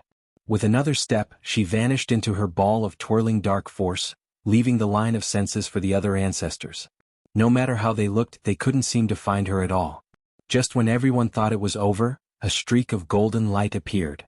King Arthur appeared for no more than a single instant before vanishing in another streak himself. However, after a few moments of silence, the flagship of the Aemon family split into two, its members dying one after another. Silence fell over all, a harsh reality settling in. The number of subordinates Lionel had shown weren't his limit. In fact, they were very lucky that the age limit was just 100 years old. If it was just a few decades more, the world would have known the like of King Arthur and his daughter Mordred. Chapter 2029. Published at 7th of August 2023, 1:22 and 29 seconds p.m. Chapter 2029. Two names. If audio player doesn't work, press stop then play button again. The changes were sudden and shocking. Not many knew how to react to it. The strength of Mordred's dark force left many apprehensive, her escape measures deeper than anything they had ever seen before. To be able to hide from even their senses felt too ridiculous. Just who were these people exactly? But maybe even more impressive than that was cutting a flagship in half with a single bound. While the Aemon family was on the much weaker side, a flagship still remained a flagship. Just in terms of sheer size, one would have to be able to levy an attack with a range of at least an entire kilometer within a breath to succeed in such a feat. To do that even in a semi-decent world was one thing, but this was the Morales family's territory. This was a world with that easily stood at the pinnacle of seventh-dimensional worlds, with very few other seventh-dimensional worlds being comparable. It was the sturdiest environment one could be in without entering the territory of the Void Palace or, obviously, entering an eighth-dimensional world. The brows of the Morales ancestors loosened somewhat, though there was also a hint of embarrassment for clearly taking Lionel's words the wrong way. Now that they thought about it, Lionel had never asked them for anything. In fact, unlike their other heirs, Lionel's growth to this point had nothing to do with the Morales family's resources. Even if one wanted to take into consideration the spear domain ring and the segmented cube, the former would only be able to be used by those with sharp enough senses and talent in the spear to begin with, while the latter had been passed down through Lionel's family line from the very beginning. This chapter upload first at NWSB. C0M. When things were put into perspective, it was actually quite nonsensical of them to think that he had been asking for them to act, especially when before the Air Wars even began, Lionel thought to return the spear domain ring and the segmented cube. The fact that he hadn't even known these two things about his own treasures meant that Velasco was still the very same Velasco they remembered. He hated to explain anything, even when it was to his own son. As for Lionel's mother, she had been restricted by the rules of the Void Palace all her life. When could there have possibly been time for him to gain the shelter of his parents? In truth, Lionel might even be independent to a fault. Ancestor Alvaro sighed. Quite frankly, he felt bad for even thinking along this line of reasoning, and his impression of Lionel couldn't help but become even better. But although the Morales family had realized their mistake, there would always be some fools who were unwilling to accept it. Nearby, the flagships of the Itatzi and Viola families swayed back and forth under the raging explosion. Fear was clearly painted on their faces as they came to realize that their fates might very well be the same. Their only chance of victory was for Lionel to lose to Orinik and Richard, but given how decisively Montero had run, was that even possible? Seeing this as a sort of opportunity, and seemingly still very much unhappy about Lionel using Cloud Race members to win a competition of human geniuses, Cross Elder Avon snorted, his unhappiness painted all across his face. You Morales are truly acting as if I'm not even here. I advise you all return the patriarch of the Aemon family now, or don't blame me for being impolite. Avon had been too far away and too slow to react to Arthur and Mordred's sudden appearance. As such, he could only watch as the Aemon family was massacred. He had used his senses to scan the region for several moments, but even after so many attempts he still couldn't seem to find the two at all, leaving him a bit frustrated. He had wanted to act against them directly, but how could he if he couldn't even find them? I think you should take a look at his role here was quite limited. He was meant to be neutral and Shield Cross Stars hadn't sent even a single genius in, neither did the Void Palace. Or, more accurately, none of the geniuses in line to become the next Void Elders of the Void Palace had participated as they were also meant to remain strictly neutral. But due to this neutral position, Avon was in a unique position to act on behalf of the Aemon family, which was clearly much too weak to defend themselves. What also helped his methods was the fact that the Morales had already gained the ire of so many thanks to Lionel's actions. If they were casually destroying weaker families now when it was convenient, it was easy to paint the picture that the Morales were trying to get rid of trouble before it became more troublesome to deal with in the future. If he could successfully accuse the Morales of such a thing, the pressure on them would only become more enormous. Of course, nothing Mordred or Arthur had displayed was even remotely connected to them to the Morales. Arthur had clearly used sword force and light force just now, while Mordred used what had looked like a wand straight out of a fairy tale. But who said all Morales had to use spears? There were many Morales who were born with neither of their lineage factors. In addition, who said they weren't relying on their ability indexes instead. With that sort of reasonable doubt, putting the bullseye on the Morales was all too easy. However, what Cross Elder Avon never expected was for a light laughter, one that was all too familiar and melted the bones as it sped up one's heart rate, would ring out at this moment. I would advise Shield Cross Stars to stay in their lane. We wouldn't want some embarrassing circumstances to leak out, now would we? Mordred's delicate and seductive voice echoed through the starry skies, but even now it was still difficult to tell exactly where it was coming from. Avon's temper was fiery and he almost immediately lashed out. You little harlot. Why don't you come out and say that to my face? Mordred laughed. Joram. Guerreros. She only spoke out two names, but Avon immediately went pale. Under the shocked gazes of all those present, the blustering Cross Elder, the man whose temper couldn't be calmed by anyone, suddenly sealed his lips. Chapter 2030? Published at 7th of August 2023 1:22 and 27 seconds p.m. Chapter 2030. Pawn if audio player doesn't work. Press stop then play button again. Avon had been skeptical about how he and Shield Cross Stars had ended up claiming victory over such a large contingent of the Cloud Race. When he had seen Lionel suddenly come out with so many Cloud Race members who were, essentially, his slaves, he had felt that sinking feeling in the pit of his stomach, that feeling that he had been led by the nose all this time. However, he had managed to ignore it, turning that sinking feeling into a will to target the Morales and blame them for their crimes. The moment Mordred's voice had echoed those two names, though, his entire world came crashing down. He didn't even know the name Joram because the moment he caught Guerreros, the latter had used a powerful measure of the Cloud Race to avoid interrogation and entered a deep sleep. But the moment he heard that name, the name of the very patriarch the Cloud Race had been impersonating in the chaotic water sector, it all clicked. Joram must be his real name. The fact that Lionel's subordinates knew his real name meant that Lionel definitely knew more than he had. A lot more. Just the fact that Lionel could make Cloud Race members do his bidding spoke volumes to begin with. All of the Cloud Race members that Shield Cross Stars had captured had all entered that odd calm-like state that made it impossible for even those with dream force and mind-reading ability indexes to get into their thoughts and read their memories. Now there was simply no denying it. Lionel had been the one to lead him by the nose back then. He was the one that had manipulated them like they were chess pieces. And just when he thought he was making the Ascension Empire suffer by pulling out and making them deal with the host of problems on their own, he had ended up getting rid of Lionel's biggest problem for him while Lionel himself was probably reclined somewhere, embracing a beauty. This chapter upload first at Enovlisby. C0M. The more cross Elder Avon thought about it, the more enraged he was, but even though others could see his face turning a bright shade of red, the metal of the flagship around him slowly melting, he still didn't dare to say even a word. If everyone found out that it was actually Lionel who had been responsible for Shield Cross Star's biggest victory against the Cloud Race, a victory that he had gained so much fame and adoration for, it would be impossible to come back. They had been taking nothing but losses in recent years, and every instance of victory they had was somehow related to Lionel. And yet, they had actually placed a bounty on his head and called him a fugitive. Their image was already in the dumps previously, and it was this victory that allowed them some respite.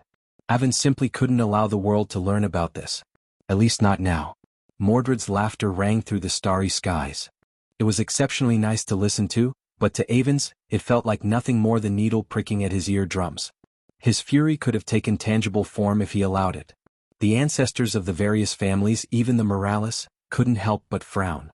Even if Avon remained silent, speculation was impossible to dodge. But at the same time, the place Lionel had in their hearts only elevated. In the beginning, it had felt ridiculous that Lionel could even compete with those of his generation. But now he was toying even with ancestors of their level, and the worst part was that he didn't even seem to have to be present to do so. Back in the Air Wars, Lionel looked down from the skies. He didn't need to guess the results, he trusted his people and had no need to doubt them. I think you should take a look at whether it was Mordred or Arthur. Both of them not only had ability indexes that were incredibly rare and powerful, they were also gifted the same talent of the people of Earth while also having access to a magic system novel to the human domain. Many of the enemies they faced didn't even know how to face them.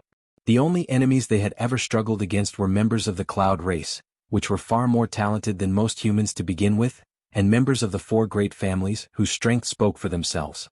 When it came to anyone else, especially within the human domain, they were on a level all to their own. Beneath the 8th dimension, their number of opponents was already very rare. Lionel rolled the rain beast in his hands again. It felt incredibly soft to the touch. He could see why people had adored them as domesticated pets. Even now, he didn't seem to take Aurinik and Richard very seriously. Not going to run? Lionel asked lightly. The two clenched their fists so hard that their veins threatened to pop. Their force raged through their nodes and their hearts pumped madly. They had no idea what had happened just now, but the fact that Lionel said capture them made them think that the Morales family had acted on Lionel's orders just now.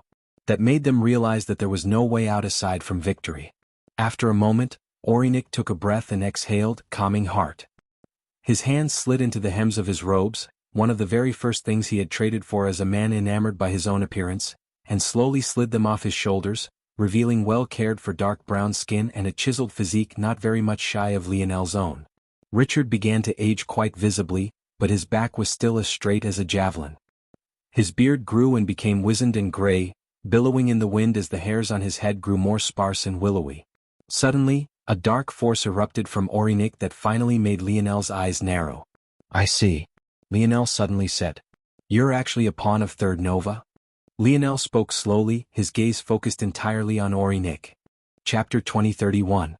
Published at 7th of August 2023 1:22 and 23 seconds p.m. Chapter 2031. Go on. If audio player doesn't work, press stop then play button again. Aurinik's pupils constricted into pinholes. He wasn't a fool, he could tell that Lionel wasn't baiting him. That sort of confident, indifferent gaze, as though it didn't matter even if Aurinik got on his knees and swore to the high heavens that he wasn't involved with Third Nova, told him everything he needed to know. Aurinik had spent his life plotting and scheming. Even Richard and Montero had no idea where his truest allegiances lied, although Richard did know a bit more about it. And yet, with just a single slip-up, Lionel had seen right through him. Back then, when Lionel was first entering the Void Palace, no one knew who he was. Even to his own cousins and fellow Nova heirs he was a nobody. He had never stepped foot into the family, and other than the fact they had a vague idea that he was Velasco's son, there was nothing else. There was no news about him, he had awakened his lineage factors quite late compared to the rest of them, and he was stuck far away in the Milky Way. No one had any idea he was coming to the Void Palace that year, for all they knew he would never come. Velasco was always a wild card to begin with, and he had a huge vendetta against the Void Palace, It wasn't too impossible to believe that he wouldn't send Lionel at all, it was quite easy to accept, in fact. So the question was, how did it seem like Third Nova was prepared? Manipulating the Senate into taking action wasn't something that could happen in the spur of the moment. What about gaining information about the Rapax and the importance of their next round of birthed eggs? Or maneuvering matters so that the Senate could vote out the stalwart Polearm Party and reduce them back to a legacy faction? All of these were things that took time and effort. This meant that Zavnik had to have had someone who informed him long ahead of time that Lionel was present and would be coming, and who better than Orinik, who had been sent to oversee the selection in the first place. When you looked at things that way, it almost seemed too obvious. Lionel felt quite foolish that he hadn't seen it before, but now that everything was in line, he finally felt that a weight on his shoulders had vanished. Lionel's lip curled when he saw Orinik hesitate. "Go ahead and use your badge to escape, I'll only make things easier on me." Orinik shivered as he remembered the words Lionel had spoken earlier. Could it be that the Morales really had acted on his behalf? Orinik couldn't risk such a thing, he would be crushed without even knowing what happened. How could he match up to an ancestor? They could probably kill him with a single glance. Suddenly Richard roared, his fury bubbling over. A heavy black-violet rod appeared in his hands as he swung down with all his might, aiming for Lionel's head as he crossed the distance between them. Lionel's gaze narrowed. He could feel the peculiarity of Richard's violet force, and he could also feel that the latter's strength had exponentially increased just now. He took a step back and sidestepped, gliding out of the way of the strike with ease. This chapter upload first at NWSB, C0M. Although his strength had increased, his skill had very obviously not. Richard poured so much focus and attention into the force manipulation of his violent force that he neglected practically everything else. Even when he exchanged his life in such a way, it wasn't enough. "Richard, get out of the way and support me from the back. You're no match for him." Richard's body trembled as he tried to retreat, but Lionel had already taken a step forward and swung a strong fist at his abdomen. He didn't want to kill Richard. In fact, he didn't want to kill any one of them. Of course, that wasn't because he was soft-hearted, but rather because he wanted what they had, whether that was information or their lineage factor. Lionel had no intention of gaining this violet force himself, but he felt that it was a perfect fit for the tentacle womb. What he saw in Richard wasn't a person any longer, all he saw was a resource. To his surprise, though, Richard allowed himself to be hit just so that he could gain a path of retreat. Before Lionel could pursue, he suddenly felt a hint of danger, causing his gaze to narrow. He stopped his forward movement and clasped both hands onto his spear's body, blocking to the side. Bang! Lionel's wrists trembled but his feet didn't move. Across from him, Orinik wielded two sabers that Lionel couldn't take his eyes off of. Those sabers were definitely the very same twin sabers that Second Nova had used. Suddenly the atmosphere shifted and Lionel's gaze turned malevolent. He was uncaring and indifferent a moment ago, but all of a sudden even the air itself seemed to freeze over. He knew that Second Nova had lost to Third Nova, but he hadn't thought that the latter would have been defeated badly enough to lose even his weapons. Not only had he lost his weapons, but Zavnik was even leisurely enough to pass these sabers off to Orinik. In truth, these sabers were quite bland and unassuming. Most people, even crafters, wouldn't be able to tell them apart from mass-produced instances of such weapons. But who were normal crafters compared to Lionel? He could practically see a craft down to its molecular details with a single glance. If Orinik hadn't already been exposed before him, he would have most definitely been exposed here. "I think you should take a look at what happened to Orin?" Lionel's voice was as dark as an abyssal hell. Orinik's gaze narrowed once more, but he didn't say anything, his gaze flashing with a greenish-violet light as an explosion of poison fog filled his surroundings. Lionel immediately recognized this as poison. His mind moved faster than Orinik could fathom. With a quick shift, he swapped places with one of his clones in the distance. He covered several kilometers in a single thought, leaping far outside the range of its influence. That poison. Lionel felt that this wasn't a pre-concocted poison, it had come right from Orinik's body as though it was a lineage factor or ability index. But what surprised him was that Orinik could even produce such powerful poison. Where had that come from? It's branching from his dark force. Is Orinik a demon too? Something isn't adding up. Lionel had met poison demons before, he had steered clear of them. The truth was that Lionel was probably immune to most poisons. Even the ones he wasn't immune to, he had cleansing waters to deal with. However, due to the current state of things, he didn't carry the segmented cube around him. It was needed to mass produce and process ores, it was also the main source of water and food that his people had. It had to be remembered that due to the suppression of this world, everyone reacted like normal third-dimensional existences would. They needed to sleep once a day, they needed food, and they needed water. The only way to deal with these easily was to use the segmented cube. As for Lionel's own personal immunity that came from his various lineage factors and powerful Scarlet Star Force, he was a bit hesitant to use them directly. He had already learned that in the dimensional verse, underestimating your opponent was a great way to suffer. Lionel's pupils constricted and he coughed out a greenish-violet fog. He looked up to find that his clone had already been burnt to ash. Orynik's laughter echoed through the air, his face contorting in a fashion that those familiar with him had never seen. Lionel understood immediately. This poison was more sinister than he had originally thought. It couldn't be helped. This was only the second time he had fought a true poison expert, while the first one had been fought by Aina while he watched. That was back when Aina had fought the heiress of the pious family, Simona.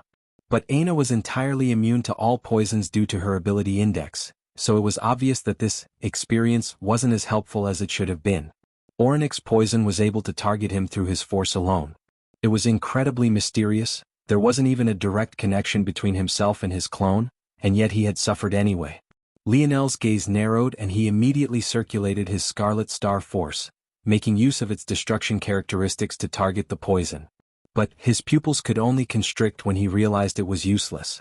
In fact, the poison clashed with his Scarlet Star Force for a moment before the stalemate was suddenly broken, the poison using his Scarlet Star Force as fuel to attack the rest of his body.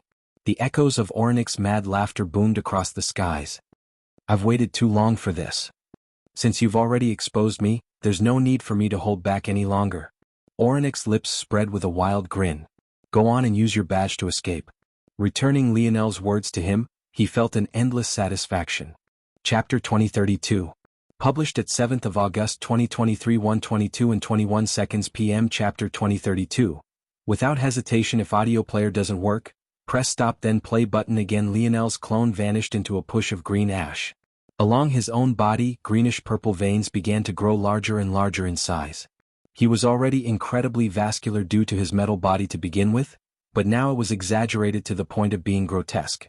If not for the fact his divine armor was still applying pressure, restricting their growth, it might have looked as though his entire body was covered with squirming, snake-like tumors by now. Even so, Lionel's expression was still cold. He already realized the issue. The Scarlet Star Force he had used just now was from his smaller node, it was only at the 5th dimension. There was a far cry from the 9th dimensional Scarlet Star Force in his much larger innate node.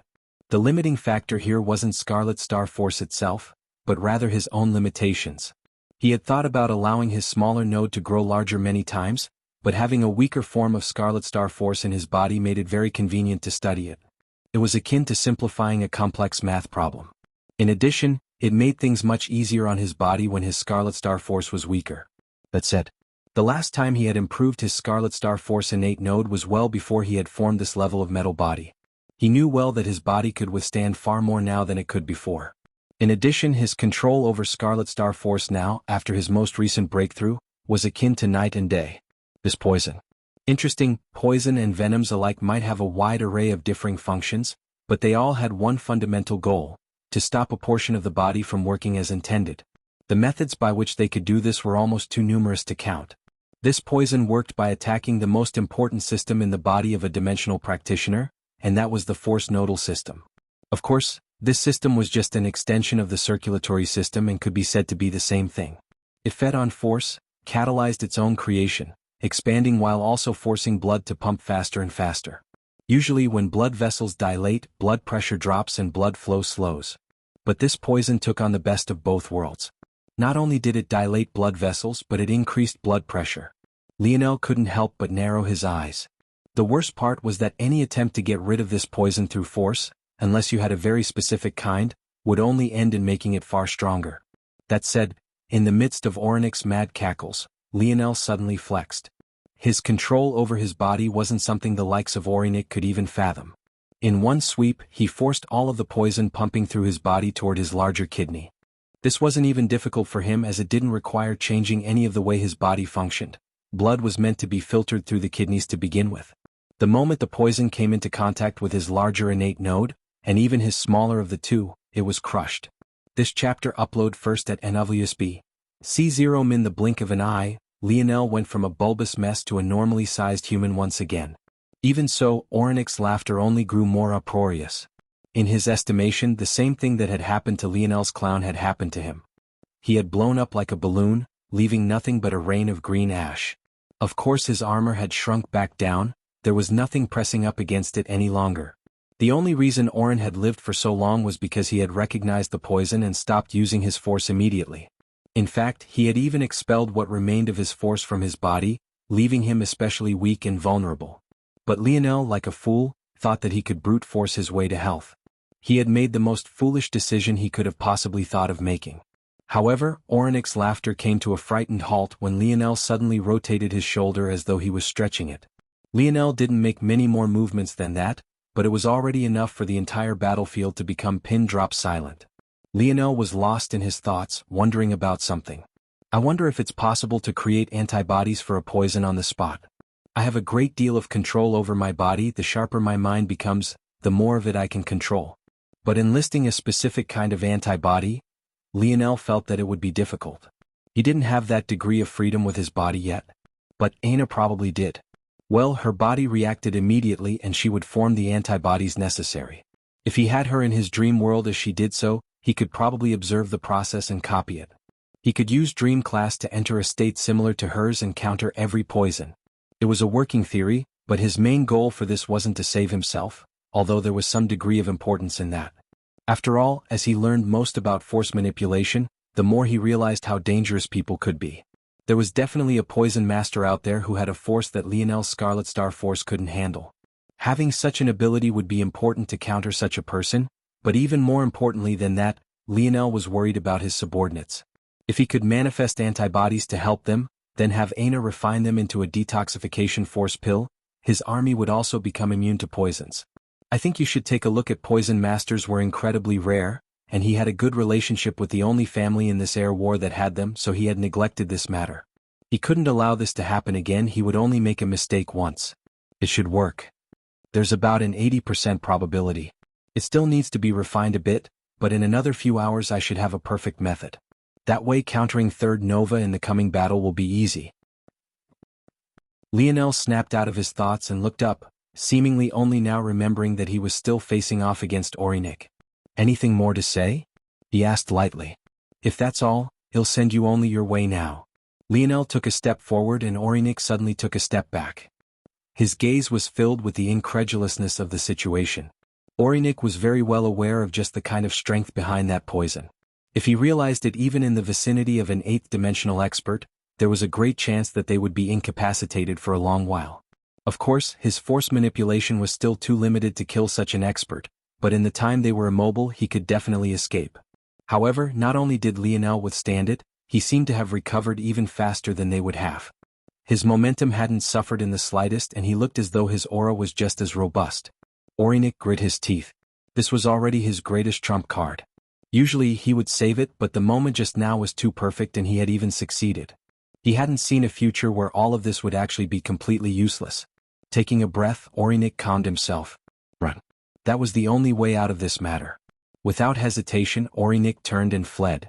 Richard was somewhat caught off guard by this change and hesitated.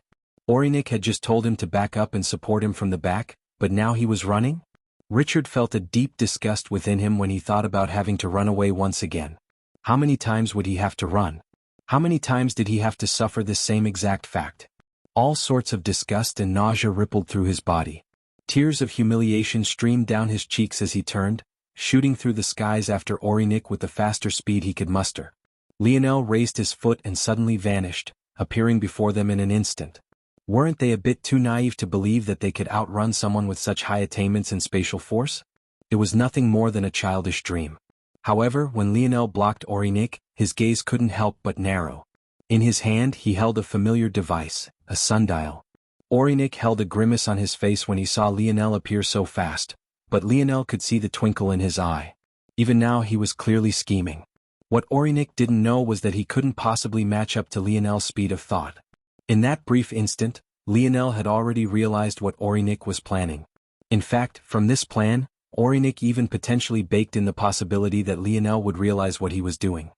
There was only one place Orinik would teleport to in this moment for safety, and that was Third Nova's territory. If Lionel got caught up in the teleportation, he would be alone in a hostile continent, surrounded by his third eldest cousin's army. Orinik was banking that if he went, Lionel would either be caught up in this trap, or in the case that he realized ahead of time, he would be too scared to go. Either way he would escape. Lionel sneered, taking a step forward without hesitation. Orinik activated the teleportation, swallowing up all three of them. Over the horizon, Aina and the others just caught up in time to see Lionel vanishing before their eyes. Chapter 2033? Published at 7th of August 2023 1:22 and 19 seconds p.m. Chapter 2033. An hour. If audio player doesn't work, press stop then play button again. 2033. An hour. Lionel's body flashed, and his vision sharpened. Others couldn't maintain their sense of direction in the middle of a teleportation.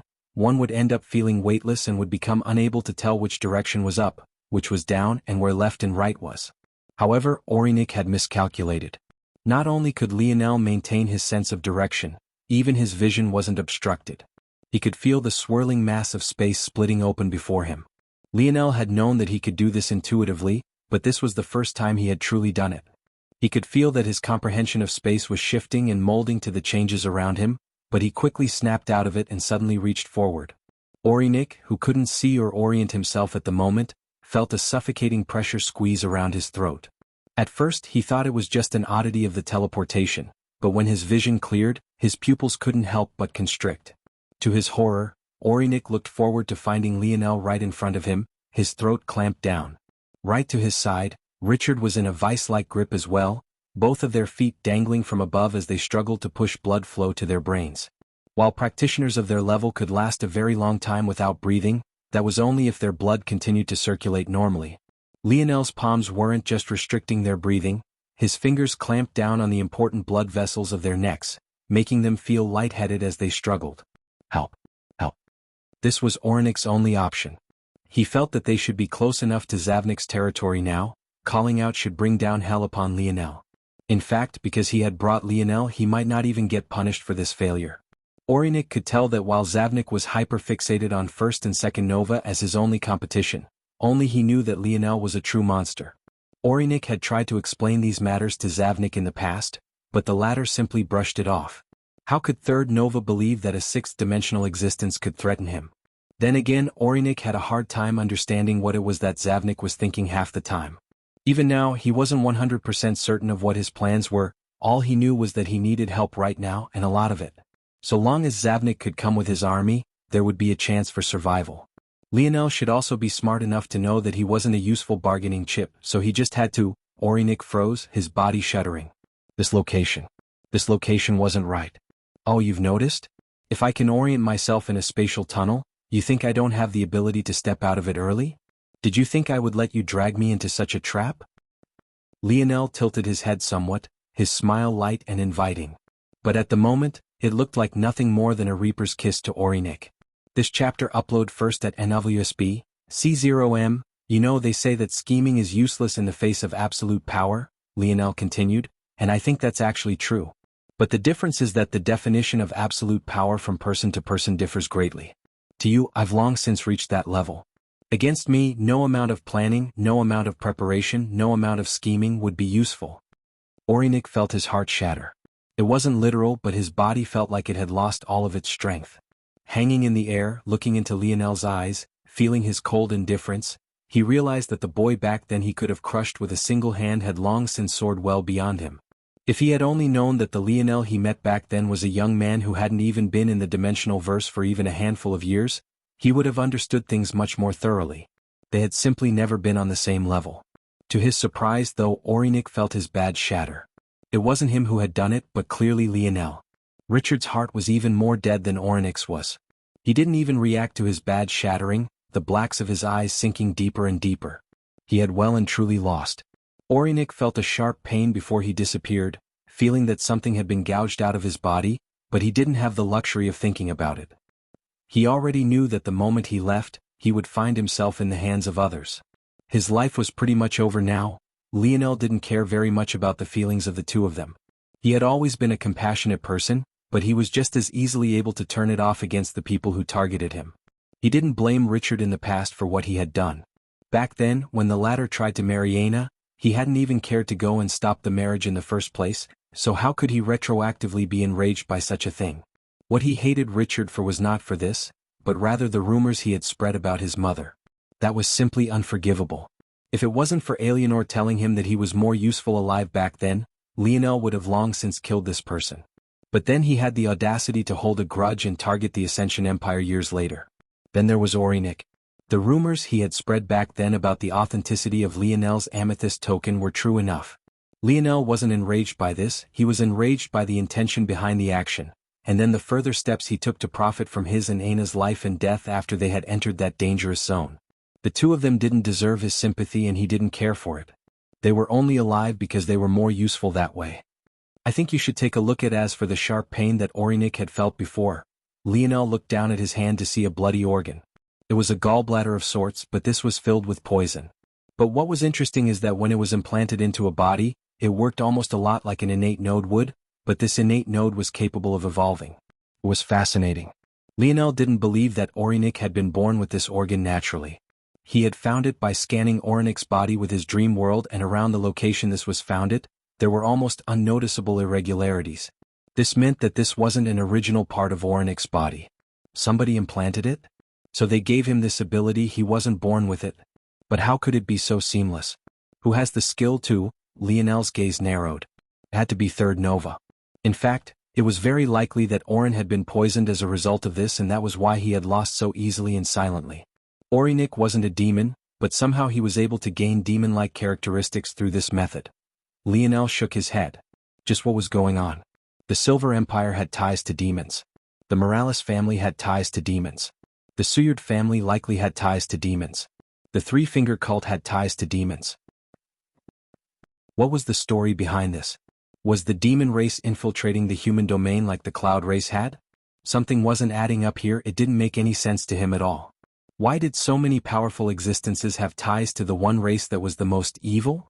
There wasn't even a religion that worshipped demons, at least not out in the open. This was how against demons the human domain was. Even the spiritual race could have such a religion, but the demons had never been allowed such a thing. And now there were even people creating demons? Lionel was truly speechless. He didn't have an answer for any of these matters. With a frown he stepped through the air. Beneath him, there was still nothing but vast ocean. He had stepped out of the spatial tunnel long before they made it to the continent, so he actually wasn't very far from the Water Lotus territory. After returning, Lionel saw Aina, who rushed over with a slightly worried expression on her face. However, Lionel only smiled. I have some work for you, can you create an antidote for this poison? Aina nodded. I can do that. You'll need to send one out of here for Orin. You'll probably need to make it more potent, though.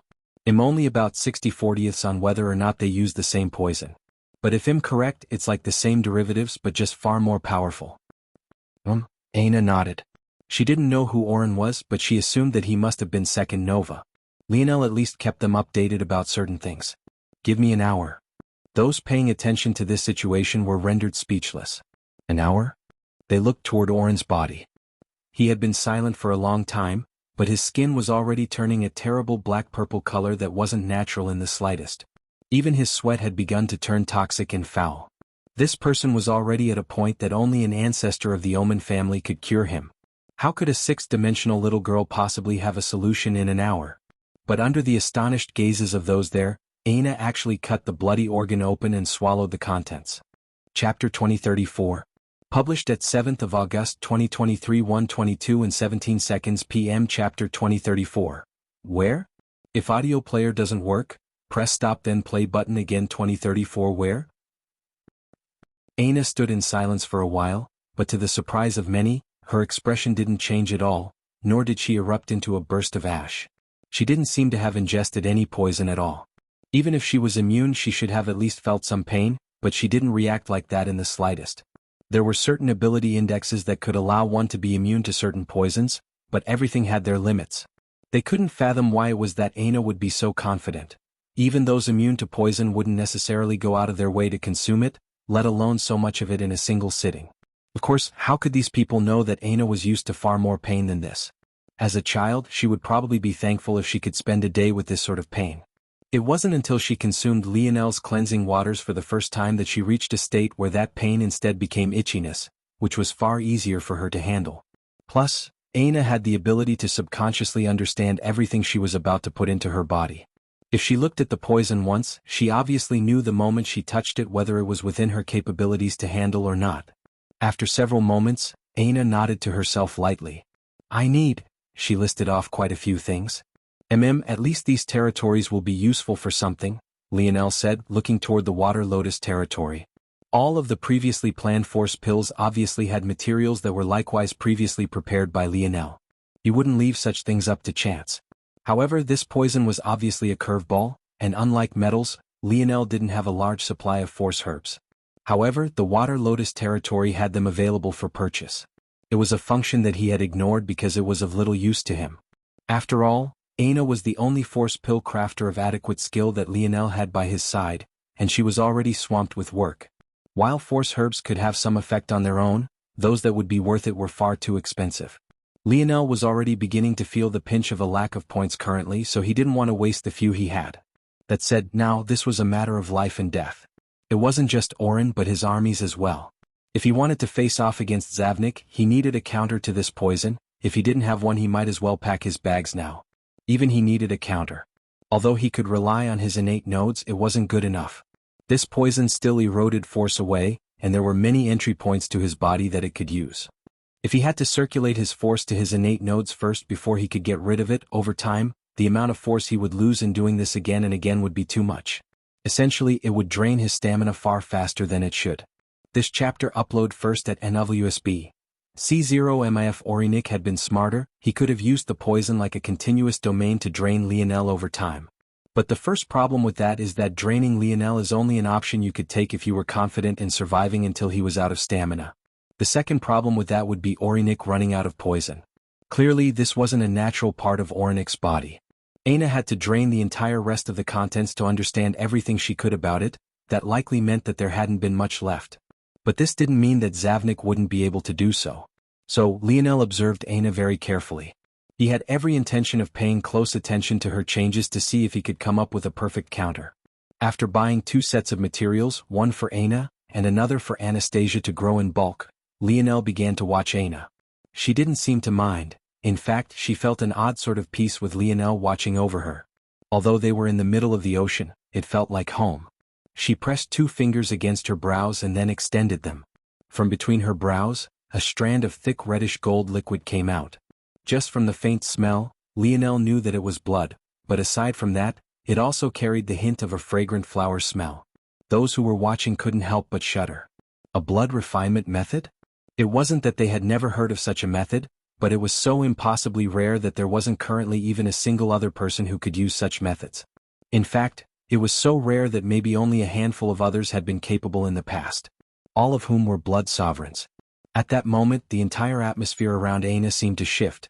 They had vaguely seen already that her strength was abnormal, especially for a 6th-dimensional existence, but they had still felt that Lionel was too reckless in taking her as his partner rather than James or someone with more substantial and obvious strength. They thought that Lionel had put too much thought into a statement entrance as opposed to actually surviving. However, these thoughts seemed to fall to silence at this moment, a heavy one. While many still felt that Aina was too weak to have been Lionel's first choice and partner, just this ability alone was enough to be shocking to an extreme. Aina's red-gold blood flew forward and formed a new structure. It took the form of a multi-layered rose with no stem. In place of a stem, there were tendrils of golden roots, stretching out toward the force herbs in the surroundings and enveloping them. I think you should take a look at the gold color seemed to become contagious, moving from the roots and swallowing the force herbs up. As the roots returned to the floating, layered rose, faint bits of dust and ash fell. They were almost imperceptible to the naked eye, but the ancestors of the Omen family couldn't help but feel their hearts skip a beat. Those were definitely the impurities of the force herbs, but that was a process that should have taken several hours, several days even. Could be said that this was the most important step, in fact. This was what would decide the grade of the force pill, even more so than the fusion process. But it seemed like with a simple touch, Aina cleansed the force herbs, leaving them with nothing more than perfection. Or had she? The roots retracted and vanished into the layers of the rose. The rose itself began to gently spin, one after another, its layers collapsed and gained a more and more golden color.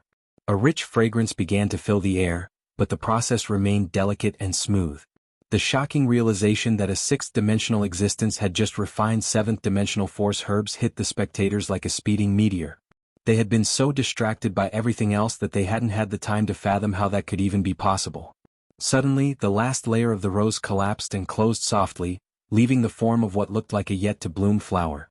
Sparkling motes of golden light gathered from the surroundings, and Aina gently lifted her hand. The grace of their movement left one mesmerized, whether it was the gentle beauty of her long, slender fingers, or the elegance of their movement through the air, either one left one without breath to breathe. And then the motes condensed. Silence ensued as the rose stopped spinning, its petals opening up one after another to reveal the floating mass of 3 thumb-sized green pills covered in complex purple force arts. Aina smiled lightly, looking up toward Lionel. "Finished." Lionel nodded and took the 3 pills. He held 2 between his fingers and palmed the third in his other hand. Looking up toward the skies, his gaze suddenly sharpened as he struck out the palm that held the third force pill. It rocketed through the skies with an inconceivable speed, vanishing through the layers. Up above, Ancestor Alvaro waved a hand and shook his head. He didn't know how this kid sent an item through the barrier, but he really didn't seem to care about the optics. This Lionel was so reckless, but it only made Alvaro chuckle. The only problem was whether this pill would actually work.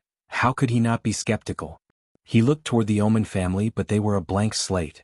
Even so, the fact they were looking over made Alvaro feel a bit of curiosity. Although Alvaro was hesitating, Kira was most definitely not. She rushed over and demanded the pill, so he could only helplessly release it and watch as she shoved it into Oren's mouth. At this point, Oren's eyes were tightly shut, and he had no understanding of what was happening around him. When he sensed someone prying open his mouth, he wanted to fight back because he thought that it was from the Omen family. He didn't want it. But fortunately he was too weak at the moment to have a choice. The pill was forced into his mouth and silence fell. Even the Omen family couldn't help but look over. Despite their earlier confidence after seeing Aina refine, they couldn't say anything for certain. Just where had this little beauty with such skill come from? Chapter 2035. Published at 7th of August 2023, 1:22 and 16 seconds p.m. Chapter 2035. My wife, if audio player doesn't work, press stop then play button again. 2035. My wife. Oren's body suddenly convulsed. Before anyone could react, he shifted violently to his side, dry heaving twice before a sudden belch of grotesque purplish-black gunk flew from his mouth. He vomited again and again, his body unable to contain itself. All of his muscles contracted at once as though the sole purpose of his body was to violently heave again and again. Oren? Oren. Kira wanted to rush forward to help, her tears still streaking down her face, but she was stopped by the other ancestors. "This is a good thing," Ancestor Alvaro said with a peculiar expression. While it looked like Oren's situation had only gotten worse, the fact he was throwing up such foul material meant that his body was actually actively purging itself. For those who didn't quite understand force pill crafting, this was still quite novel. But to those that did, it was absolutely shocking to the greatest degree. This was akin to the difference between medicine and a vaccine. Aina's pill wasn't just curing Oren, it was giving his body the tools it would need to survive this poison should he ever encounter it again. Normal detoxification pills might target the poison and neutralize it. Then over the next several moments to even days, weeks and even years, the now benign poison would be slowly excreted through normal waste removal procedures. However, the effects of Aina's pill were strong and immediate, and it could be seen that it was using Oren's body as the engine to drive the change. This was fundamentally on a different level. To not only medicate an illness but to give one the power to counter it. And to do it with a poison she had only just come in contact with? The shock was strong and immediate.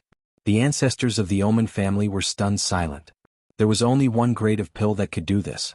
Due to Aina's odd refinement method, it had been difficult to tell. Unlike with crafts, there were simply too wide a range of possibilities for force pills. One could exhibit their skill in anything from culinary skills to potion making, all the way to the creation of actual pills. Due to the wide range, it was difficult even for experts to grasp the methods of another taking a different path from them immediately. But now they were absolutely certain. Lionel's team didn't have just one life-grade crafter, it had 2. And both of them were in the 6th dimension. This chapter upload first at NWSB. C0. My life-grade force pill crafter was even rarer than a life-grade force crafter. In fact, in the whole human domain, there were only 3 of them, and 2 of them were on the side of the spiritual religion faction, while the final was the most senior ancestor of the Omen family. There were no blueprints for life-grade force pill crafting, and the methods of refinement tended to change on the day-to-day basis and even took into consideration the person who would be consuming it. If a life-grade treasure was able to be a single cohesive unit, akin to a creation of the universe itself, a life-grade pill was designated as a product of the reaction it had in the person who consumed it. Essentially, a life-grade force pill was capable of eliciting a life-grade level change in the body of the person who consumed it. In the past, Oren had been clearly vulnerable to this poison. But from now on he would be entirely immune to it. This was the power of the life-grade force pill and maybe the most immediate and shocking change. However, this wasn't anywhere near the first time Aina had done this. Back in the Cataclysm Zone, when she refined the demons into force pills that caused permanent and foundational changes to Lionel's body, this was also an example of a life-grade change.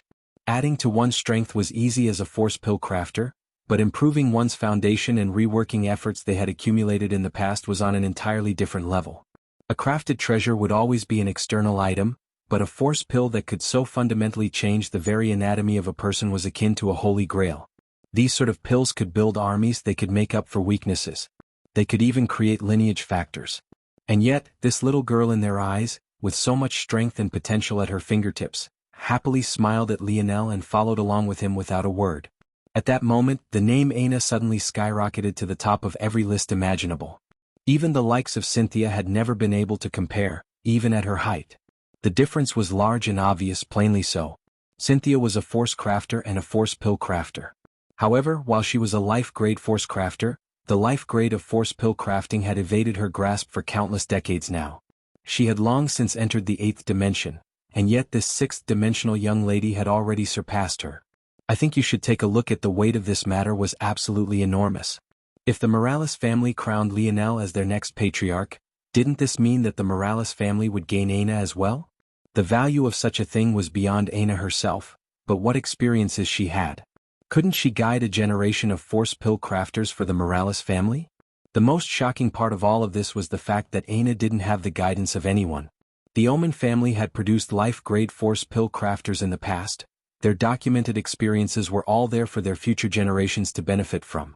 The spiritual religion also benefited from such a thing, not to mention the fact their race made them more in tune with the life grade to begin with. However, who had guided Aina? She had made it to this level all alone. The unique insights she likely had were things that the others had probably never even heard of. Setting aside her blood sovereignty, just this matter alone was enough to make the eyes of many light up with absolute greed. Suddenly, the air wars that were designed for the future generation of leaders had been co-opted by a young woman who wasn't even among the heirs. She could have very well created her own force. Just on the virtue of her status as a force pill crafter, leagues of people would flock over from all walks of life, but here she was. Looking at Lionel now, many couldn't help but feel annoyed. How had this happened? Oren heaved one last time before his eyes snapped open, the shock within evident. Others didn't know much about this poison, but he most definitely did. He could feel that his tolerance toward it had shot way up, and on top of that he was already in tip-top shape. If it wasn't for the fact his muscles were a bit sore from the contractions and his force had yet to be replenished, he would even say that he was at 100%, 110% even. Oh. Oren was the leader of an information network. He had information about all sorts of things and was knowledgeable on even more topics. He understood that the pill he had just consumed wasn't a normal gold-grade force pill, but the Omen family only had one life-grade force pill crafter. It couldn't be that that person had come out, right? That didn't make sense. Ancestor Hito hadn't. It was because they didn't do business with humans, especially not the most powerful among them. They wouldn't even consider it. If it wasn't for the fact they were so powerful, this eyesore of the human domain would have been dealt with a long time ago. The shock that Oren was already speaking and moving about hit like another train. Those around had already lost the words to speak. All they could do was look toward the air wars, their hearts shuddering. Not a day had passed by without Lionel giving them a surprise that left them in complete silence. Just how many more surprises did he have? Lionel descended from the skies above and then toward Aina with a light smile. "They're jealous of my wife," he said in a joking tone he hadn't used in a while. To Lionel, the most important thing would always be Aina. He had been willing to doom the world for her. So how could he maintain his seriousness toward the air wars to her detriment? What Queen Beauty list? Could such a list even be allowed to exist if his Aina wasn't number one? Let alone the fact she hadn't even been on it to begin with. How could such a list have any sort of integrity? Aina rolled her eyes. "Stop playing around, there's still work to do." "Yes, ma'am." Lionel said with a laugh. But first, those people with no life better make sure that my wife is the #1 queen beauty from now on. Aina scoffed and forcefully took Lionel's hand, a sweet smile blooming on her face when she turned to pull him away. Chapter 2036. Published at 7th of August 2023 1:22 and 14 seconds p.m. Chapter 2036. Toying. If audio player doesn't work, press stop then play button again. 2036. Toying. Lionel's words sounded like a joke, but he was actually quite serious. He didn't believe anyone should be ahead of Aina, and that probably had little to do with how she actually looked. If he had seen a physical manifestation of the Queen Beauty list without Aina's name on it, he would have destroyed it on sight. Luckily for the list and its voters, though, Lionel had never actually stumbled upon it. As such, they got away with a light scolding instead. Despite this matter already being considered to be over, the rippling waves that it caused didn't seem intent on settling down anytime soon. But even beyond the existence of Aina herself, the Morales family and their speculation about Oren was a different matter entirely. After Oren had regained his bearing, sitting up and eventually standing up under his own power, he found that everyone was around him, their gazes questioning much of what they had seen. Lionel's voice was quite clear when he mentioned Third Nova. If both Orinik, a supposed subordinate of Zavnik, had this poison, and Oren had also fought a mysterious existence that poisoned him with the same thing, it was clear how these two things might be connected. Although it was just a casual word on Lionel's part, even the ancestors of the Morales hadn't realized that they had begun to subconsciously believe in even these casual words. Lionel himself had begun to hold a weight that he hadn't in the past, and the cascading effects of that matter were only growing more obvious by the day. Oren, though, still didn't seem to have any intention in exposing anything. With a smile, he only said that it wasn't Zavnik's fault. After all, they were in battle. Considering his state of weakness, had Zavnik wanted to kill him, he would already be dead. The Morales ancestors seemed to accept this explanation as well. After all, Oren couldn't even move, and there weren't exactly rules against using poison in the air wars, and it also wasn't like others hadn't had near-death experiences in the past as well. Plus, Zavnik didn't have the same abilities Lionel had to communicate through the barriers and send things, so it made sense that he didn't send any antidote. He didn't have the capability in the first place. So with that, things seemed to have been concluded. It was only Kira who stood in silence with a furrowed brow, her face still very much hidden behind a mask that only revealed the slits of her eyes. She knew that this failure weighed a lot heavier than Oren had let on. They had been preparing for this matter for a long while, and since this approach had failed, it meant that they would need to take the measures that Oren hadn't wanted to now. While this matter was settling, the lives of Orinik and Richard had seemingly been forgotten.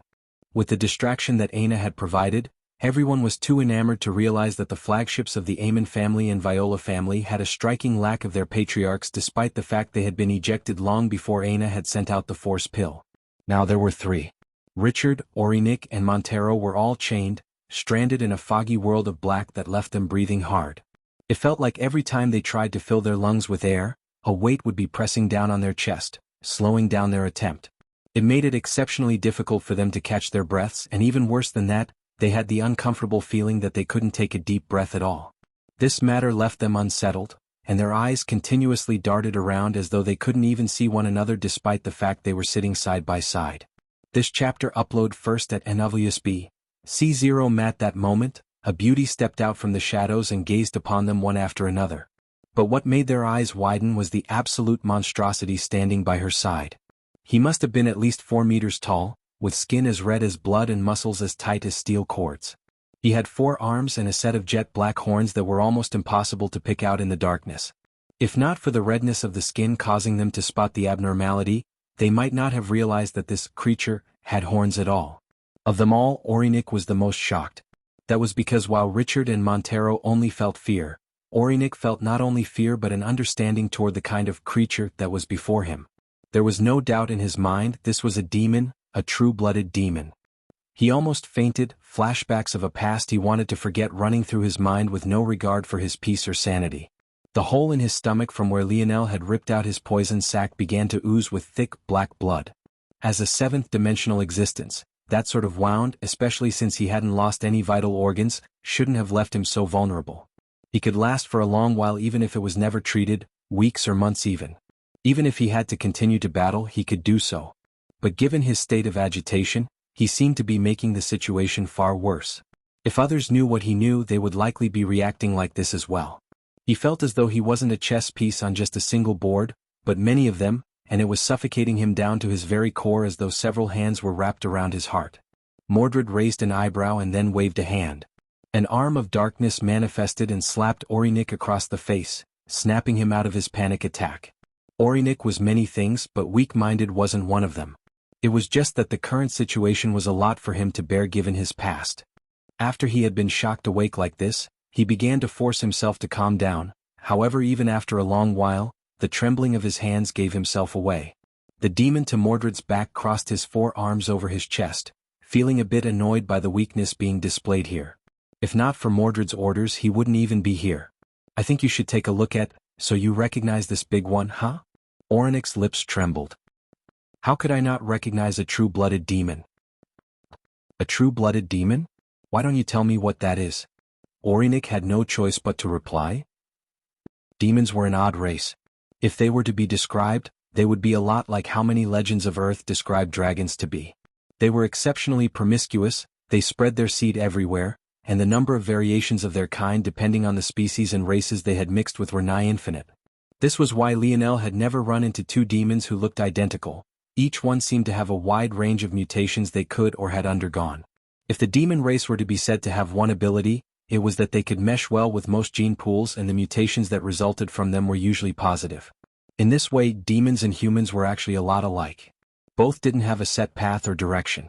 It could even be said that they were two sides of the same coin as a result. That said, the demons were better off because of one class of them: true-blooded demons. True-blooded demons were akin to ancestors of a pool of demon blood.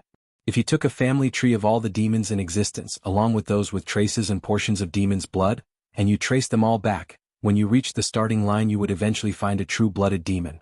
These were demons whose blood hadn't been mixed with any other races, a demon that was the purest in the truest of sense. These demons were known as true-blooded demons in the dimensional verse. In the Cataclysm Zone, these demons were known as Chaos Demons. This might be a shocking realization, especially since Lionel had already fought Fiend-class demons and almost lost his life to one, while Chaos Demons were a class even above that. But this wasn't the proper way to look at it. It was less accurate to look at Chaos Demons as an almighty class of demons, and more accurate to look at them like blank slates without restrictions to their potential. It was very simple when one looked at a demon and couldn't immediately tell their grade or talent level at a glance. This was a Chaos Demon.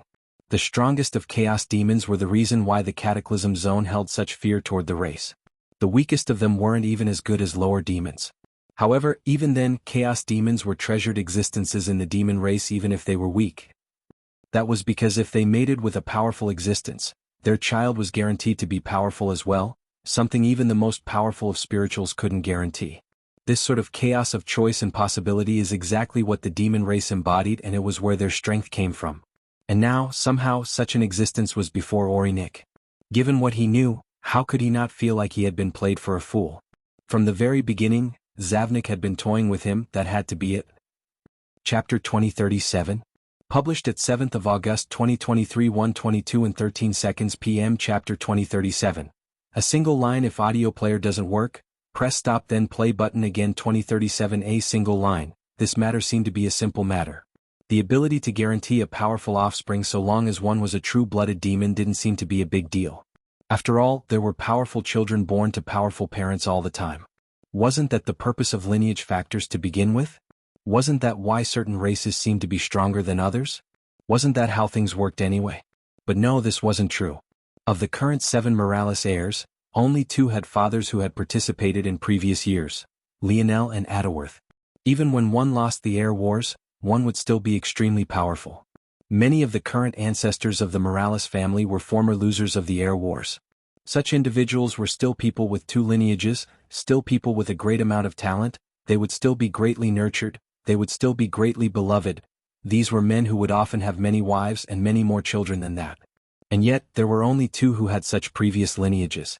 In fact, this matter was such an anomaly that the fact Lionel's line had produced 3 in a row of exceptional talent was almost unheard of, not to mention the fact that Lionel's father's generation actually had 2, his father and his uncle, both from the same father, his grandfather. This was why the human race was so far behind others.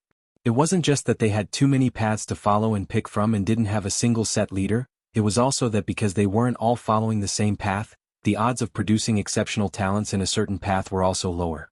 Other races not only had trillions upon trillions upon trillions to bolster their population, but because they followed pretty much a single set path, there was a larger pool of talents to gather from as a result.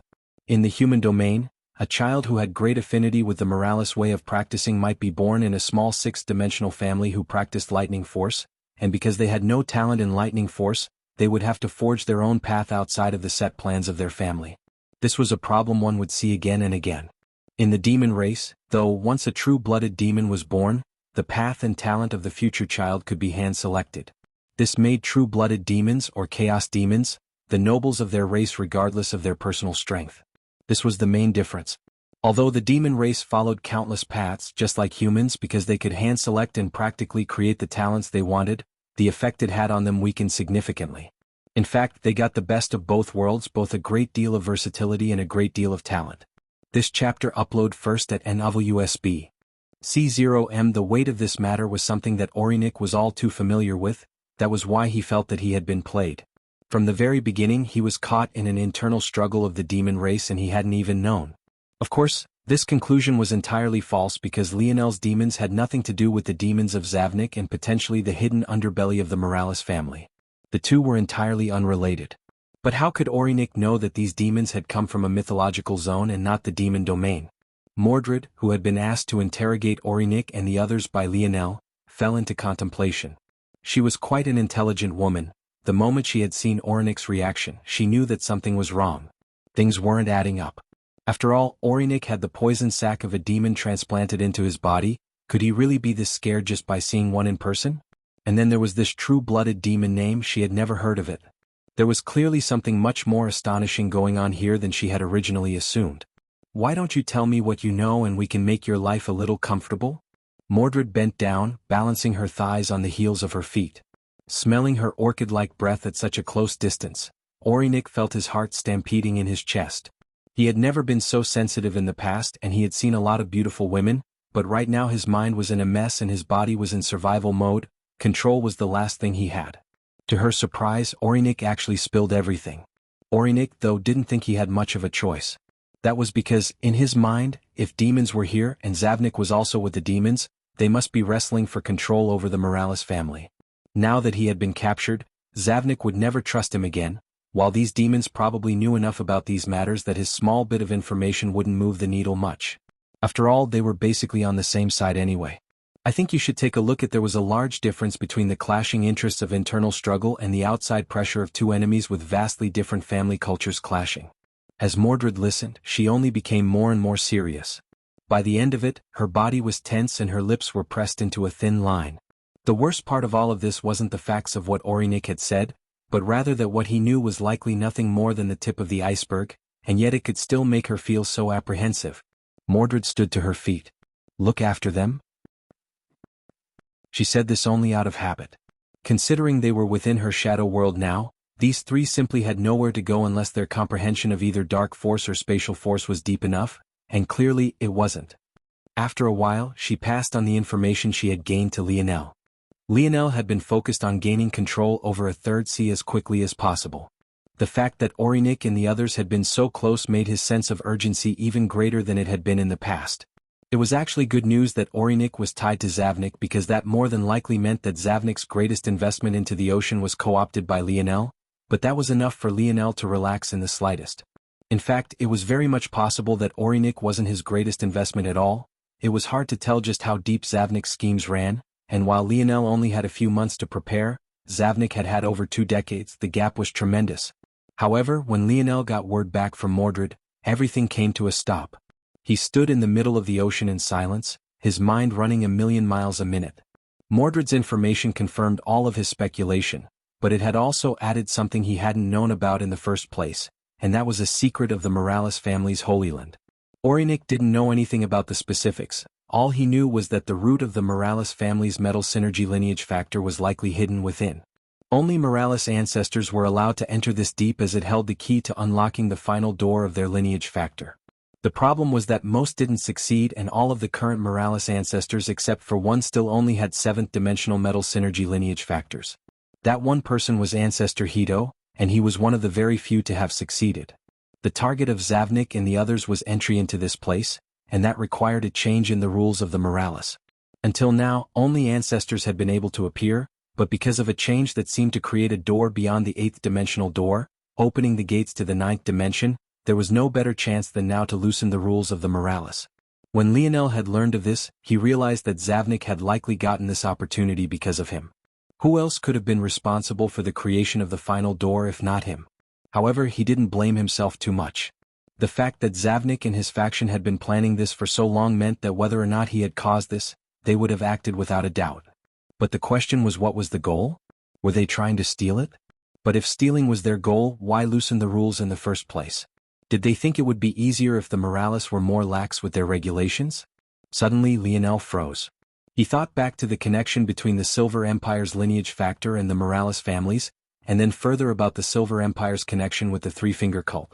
Could it be that this secret of the Moralis was similar to the chalice, the fire, and the wooden ball? At that moment, a violent spark of lightning surged through Lionel's dreamscape. It connected so many thoughts and ideas that the lightning appeared even in his irises. It was as though his entire dream world had been enveloped by a violent storm. He began to connect memories that he hadn't thought about in more than half a decade, bits and pieces of information he hadn't even deemed important, things that he had only casually thrown into his dreamscape just for completion's sake, never thinking that they'd actually become useful one day. And then, he made a single line of connection. Joan of Arc Merlin. Ability Index Force Arts. Monkey's Death. Transplanted Demon Organs. The Silver Empire. The Three-Finger Cult. The Moralis. Earth. Chapter 2038. Published at 7th of August 2023 1:21:55 p.m. Chapter 2038. Project. If audio player doesn't work, press stop then play button again. 2038 Project. The second ever zone that Lionel had entered, and the first one he had entered with Aina by his side, was one he slotted away in his mind as the Joan Zone.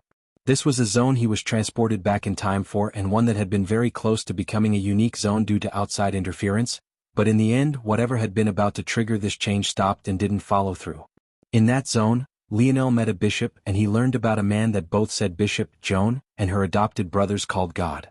This God was able to gift them a great deal of power they could never imagine. These powers were things that Lionel immediately recognized to be ability indexes. This so-called God was able to copy the ability indexes of others, distill them into force arts, and then pass them down via a tattooing and branding method that allowed these ability indexes to become a permanent part of themselves. Of course, Lionel had also noticed that these force arts also carried a monitoring aspect to them as well. Back then, Lionel had had no choice but to allow one to be branded onto him due to the circumstances, but it was also something that he had long since gotten rid of.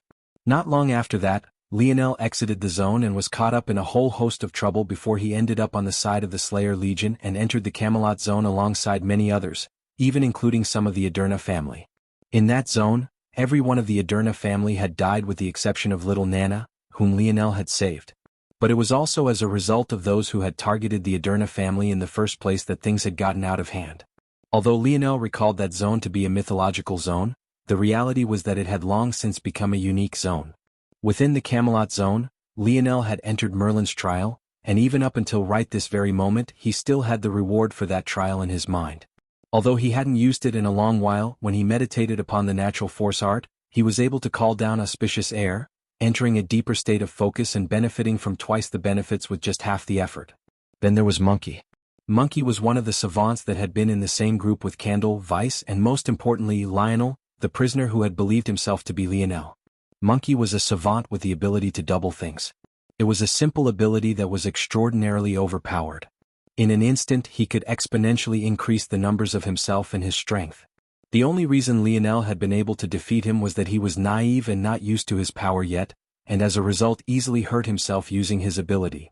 Back then, despite defeating him, Lionel had still failed to kill Monkey and had no choice but to store him within a snow globe where his regeneration abilities were stalled. However, years ago when Lionel decided that he wanted to give Monkey a chance to live a normal life just like Candle and Vice had, and he summoned him out, Monkey spontaneously died. Lionel was absolutely enraged when this suddenly happened because he felt that he had been plotted and schemed against. There was no reason for Monkey, who had such powerful abilities, to suddenly die in such a fashion if there was no foul play involved. However, there hadn't been anything that he could do aside from using the silver tablet to transfer what was once Monkey's ability to the tentacle womb. This chapter upload first at NWSB. C0M. Since then he hadn't found any clues or potential answers to the shocking question of back then. Then there was Ornix transplanted organ. It was only a vague line, but it was eerily familiar to Lionel, familiar enough that he was quite baffled by it all. This sort of power-gifting ability was something that he had only seen casually done once before, and he hadn't heard a word about this god at all afterward. What was shocking about this was that during the Merlin trials, Lionel had met the people of the bishop. One of their people, Aeliard, had questioned him about why he wasn't following the way of the bishop if he was branded. But the issue with this was that it was a mythological zone. It wasn't like the Jones zone where one could just go back in time and place people and wait for an event that connected the past and present. It didn't make any sense. Camelot wasn't a real place, so how could you send people into it? But if Camelot wasn't a real place, then how could Lionel have entered it then? How could Mordred and King Arthur come out with their people and become citizens of Earth without issue? What was the difference between those two events and someone infiltrating? What was he missing here exactly? That was when it all came crashing down, a single kernel of information, a single pointed memory, a single remembrance that hit him like a falling tsunami. The Cataclysm Zone. Lionel had only spent a handful of months in the Cataclysm Zone, not long at all. He had only spent a fraction of a second returning to the human domain after he found a method of connecting back. And yet, that fraction of a second resulted in the loss of over 2 decades to him, a truly devastating loss to most. He hadn't thought much about it back then. After all, zones always had different time dilation situations, and this was also the first time that anyone had ever escaped from a zone that had been closed off to begin with. It made sense for there to be certain distortions in time. But I think you should take a look at zones didn't work that way. If anything, less time should have passed, not more. It didn't make any sense. When Lionel entered the Jones zone, months had passed within, but only days passed on the outside. When he entered the Merlin zone, it was the same. The only zone where this wasn't the case was with the Valiant Heart zone, but even then the time was 1-to-1. The idea of a zone having time that passed slower than that of the outside world didn't exist. It was even safe to say that it was entirely unheard of. Lionel knew this, but he didn't have an explanation for it. He could only ignore it because he didn't like thinking about things that he didn't have a reasonable chance of coming to a conclusion on. Since he didn't have enough of an explanation, it was all useless. But then these bits and pieces all began to slide into place, slowly connecting with one another. The Three-Finger Cult. Of their 3 founders, only one had died. They should have been established countless generations ago, and yet 2 of them still lived and breathed, one of them even still in the process of targeting the people of the human domain and maybe even the entire dimensional verse.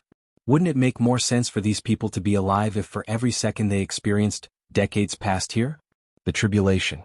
How could there be more than one spear domain?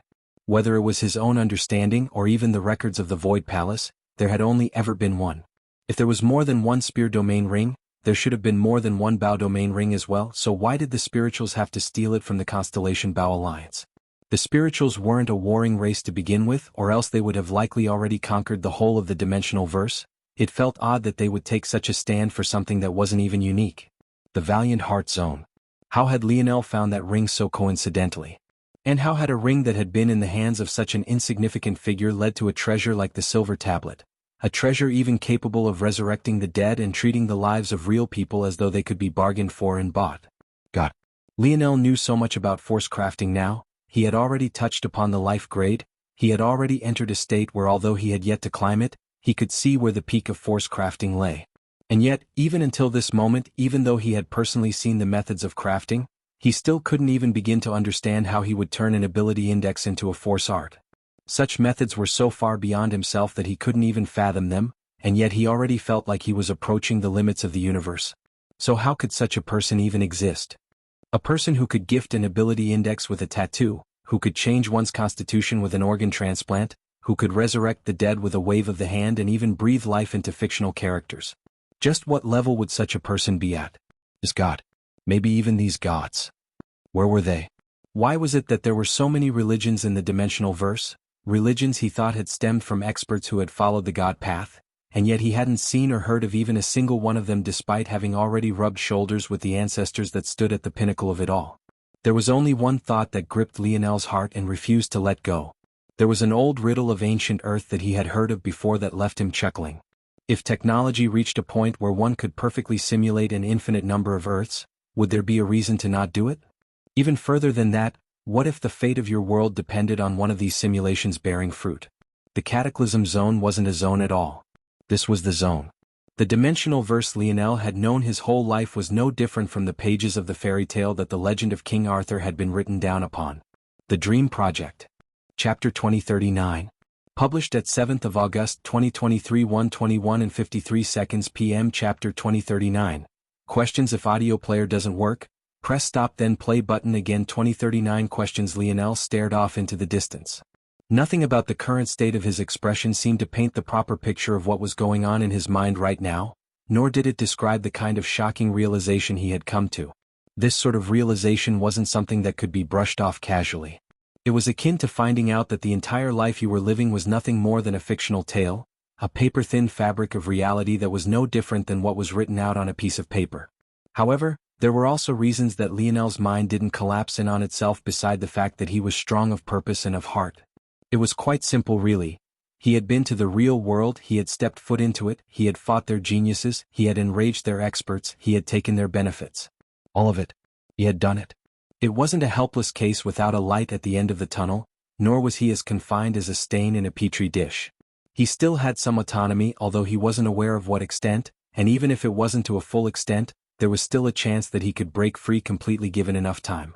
These thoughts were enough to calm Lionel and keep his heart at a steady beat. However, that didn't mean that he had come to the end of his questions. If anything, he only had more questions. For example, the four great families, how were they a part of this? If they were running the simulation, why were they sending people in to begin with? Was it because their goal was to gather the most powerful humans? Taking a step back, this simulation had all kinds of races. There were spirituals, nomads, Rapaks, dwarven people, the list was endless. So who had started this simulation and what was the purpose? If it was started by humans, then what was the point of the other races? Was it so that they could grow under the conditions they would need to survive in the real world? After all, there would be a large number of races on the other side. It only made sense to force humans in these simulations to face off against them as well and only take those that had come out on top. But then why were the four great families so hostile? There were simply too many potential answers to this. It could be that while this simulation was started by humans, it wasn't by the four great families. For example, it could be the Fox family that they had destroyed, and maybe his grandfather was even involved in it all. That would explain the old man's exaggerated strength and how he had somehow gained it so quickly. Many spoke about the genius of Velasco, but it had only been 30 to 40 odd years since Earth had metamorphosed, and yet Emperor Fox already had the power to expel an ancestor-level character from Earth's territory. It could also be possible that while the four great families had begun the simulation, their goal was to control the powers that came of it. They were used to being the top dog of the real world, so how could they allow one of their creations to so casually surpass them? This chapter upload first at NWSB. C0M. Even setting that aside, what about the three-finger cult? Lionel was now more than 90% certain that at least two of their founders had come from the real world. That was why their lifespans felt nigh infinite. If a fraction of a second could cause more than 20 years to pass here, then of course generations would pass without them dying. But what was their goal for interfering with this simulation? Could it be that the three-finger cult was the main enemy of the people who had created this simulation of life to begin with? Could their goal be to sabotage? Maybe hindering the efforts here was easier than attacking in the real world? Lionel couldn't help but remember the oddities back then when he and Aina prepared to escape. Not a single top-tier expert had been there, only those of the seventh dimension and below had been present at all. He didn't think much about it then, but given how important that event was, he felt it was much weirder now. What Lionel didn't know was that those top-tier experts had been called away by a shocking event occurring, and as a result, they couldn't be present. However, he could guess as much regardless. If so many experts couldn't be present for such an important event, it goes to show just how much they have on their plates. That means that whatever enemy they're facing is enough to occupy even such powerhouses for extended periods of time. Since their disappearance was so sudden, it might even mean that that penultimate moment was coming forward quickly. For all Lionel knew, very soon the plug could be pulled on the Dream Project and the individuals within would either be discarded, or forced to come out and fulfill the purpose that had been originally intended of them long ago. Then Lionel couldn't help but think back to his odd interactions in the Tribulation Zone. He was almost 100% certain that those geniuses came from other simulations now, and if he thought about it even further, given the way they were tiptoeing around the issue, it felt like they were aware. Lionel wasn't the only genius in all of existence, and he wouldn't be the only one to run into such oddities if those of the real world were interfering so frequently as well. He didn't believe that he would be the only one to reach this conclusion, and he might not even be the only one who had come to this conclusion in his own simulation. I think you should take a look at. In fact, given the way his father moved and went about things, Lionel could almost be certain that Velasco was in the know about this matter.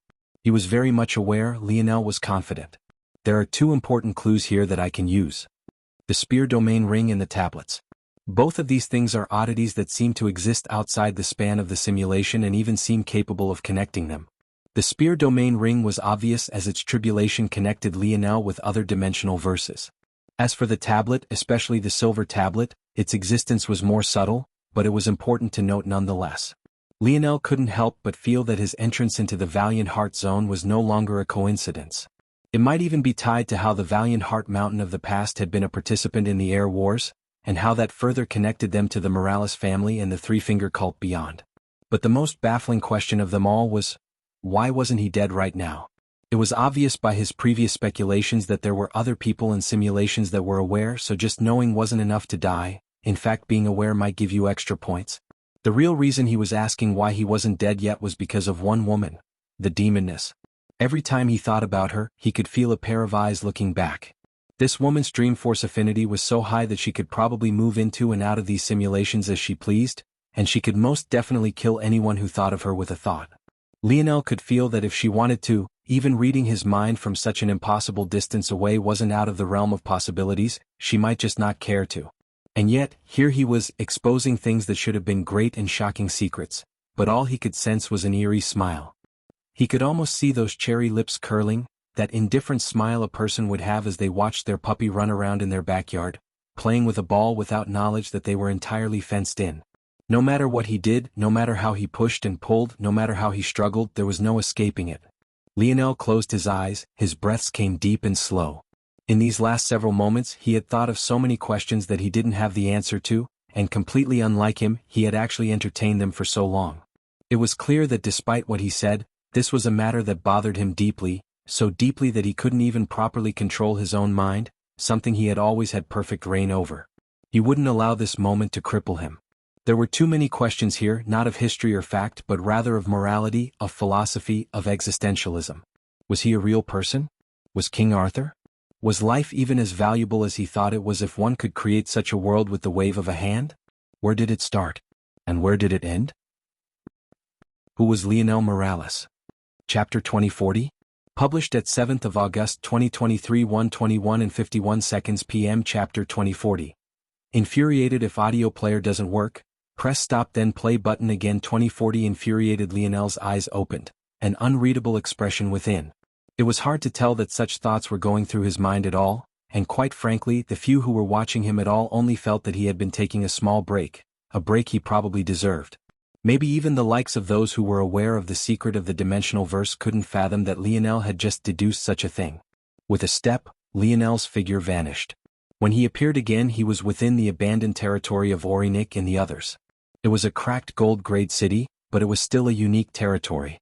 This territory was special because it was truly underwater. They called it the Atlantis territory. It was an interesting name since Atlantis was a legend of Earth, but considering the names of the constellation families had influenced even how the people of Earth named the stars in the skies, it wouldn't be too much of a surprise if they shared their reality in other ways. Of course, there was a lot to reconsider with this new revelation. Maybe these weren't legends of Earth or the human domain at all, but rather tidbits of the real world's history. After all, the foundation of the simulation had to come from somewhere. Lionel immediately claimed the city for himself, taking out 2 other broken territories. He commanded the stingrays to ready themselves and triggered his 3rd air-grade challenge. He felt his mind wandering as the waters began to froth. It was difficult to remain focused, and he even found himself biting his tongue again in an attempt to shift his mind away from other things. His speed of thought used to be a great asset to him, but it had suddenly become a curse. By the time he caught himself in a loop, he would have already gone through enough thinking that anyone would have taken hours, maybe even days to complete. Lionel almost didn't notice an enormous tentacle swinging down at him with a maddening momentum. It moved so fast that an air pocket formed in the depths of the sea. It was entirely unmoved by the insane water pressure and pushed apart the water as though it was playing on the surface. This chapter upload first at NWSB. C0min. Those last moments, Lionel's dream counter activated and his body shifted, replacing itself with a clone. Bang! The bottom of the ocean shook and quaked as Lionel snapped awake. He couldn't remember the last time his dream counter activated. It had to be remembered that his dream counter only triggered when he was on the verge of death. He had actually been that distracted just now. Lionel, despite his strength, was still ultimately at the 6th dimension. He couldn't be casual when facing off against 7th dimensional existence, especially not ones at the air grade. A casual mistake on his part could result in true death. Suddenly he felt angry. Piss off. It was said that sound traveled far further and better in the water. Lionel hadn't thought much about it when he had lashed out, but the sudden boom of his voice sent out waves of destruction in all directions, shattering the body of the colossal squid general before into countless bloody chunks. I think you should take a look at. Lionel took a breath and looked down at his chest. It was heaving irregularly, something that hadn't happened since his body had mutated after absorbing the Silver Empire's inheritance. Meh. A panic attack. There was no way Lionel was tired. He had already become used to settling his fatigue with a single deep breath, but right now his heart was beating so fast it seemed to want to rip a path out of his chest.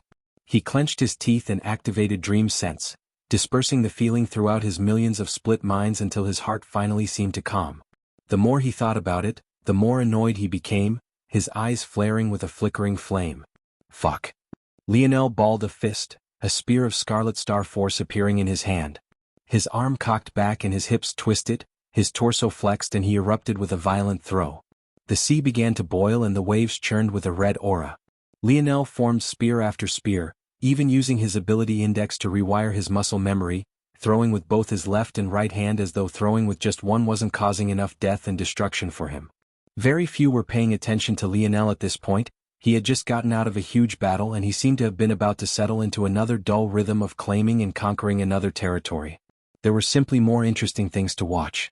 However, given how popular Lionel was becoming, how could there be no one who was watching him at all? Especially since he was about to conquer 3 seas, an entire 75% of the ocean? But in an irony of ironies, none of these people could tell what Lionel was going through at the moment. To them, the lights were flashy, the power was amazing, the show was grand. They were distracted by the beauty and entertained by the carnage. They couldn't feel Lionel's fury or rage. All they could see was a powerful expert displaying a might that should have been far beyond him. There was only one person who seemed to see this and understand. In an unknown location, Eleanor was of course watching her child. Since the entire human domain was watching, how could she not? She wouldn't miss such a thing for the world, and who could know her son better than herself? They might not have spent very much time together, but there wasn't a single part of Lionel's life that she wasn't aware of. Seeing him so infuriated at the moment left her heart broken. The last time Lionel had entered such a state, it was after he had said those cruel words to Aina. And now he seemed to have entered such a state again. Chapter 2041.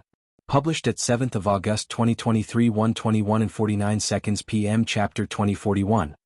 Abhorred. If audio player doesn't work, press stop then play button again. 2041. Abhorred. How could Lionel not feel the way he did? When he first entered the dimensional verse, he absolutely abhorred killing. He felt that every life was worth the same. He had always thought himself to be a logical person, and because he couldn't deduce the value of a life, he felt that he had no right to dictate the life and death of others. There wasn't any objective measure of a person's life. This had always been his reality. The first time he entered his zone, he felt so guilt-stricken by what he had done that he almost allowed someone to take his life. No, it wasn't almost, he had already given up at that point. He had already turned 18 by then, and what he thought were his final thoughts were toward his father, telling him to not mind his death because he had already succeeded as a parent, raising him to be an adult.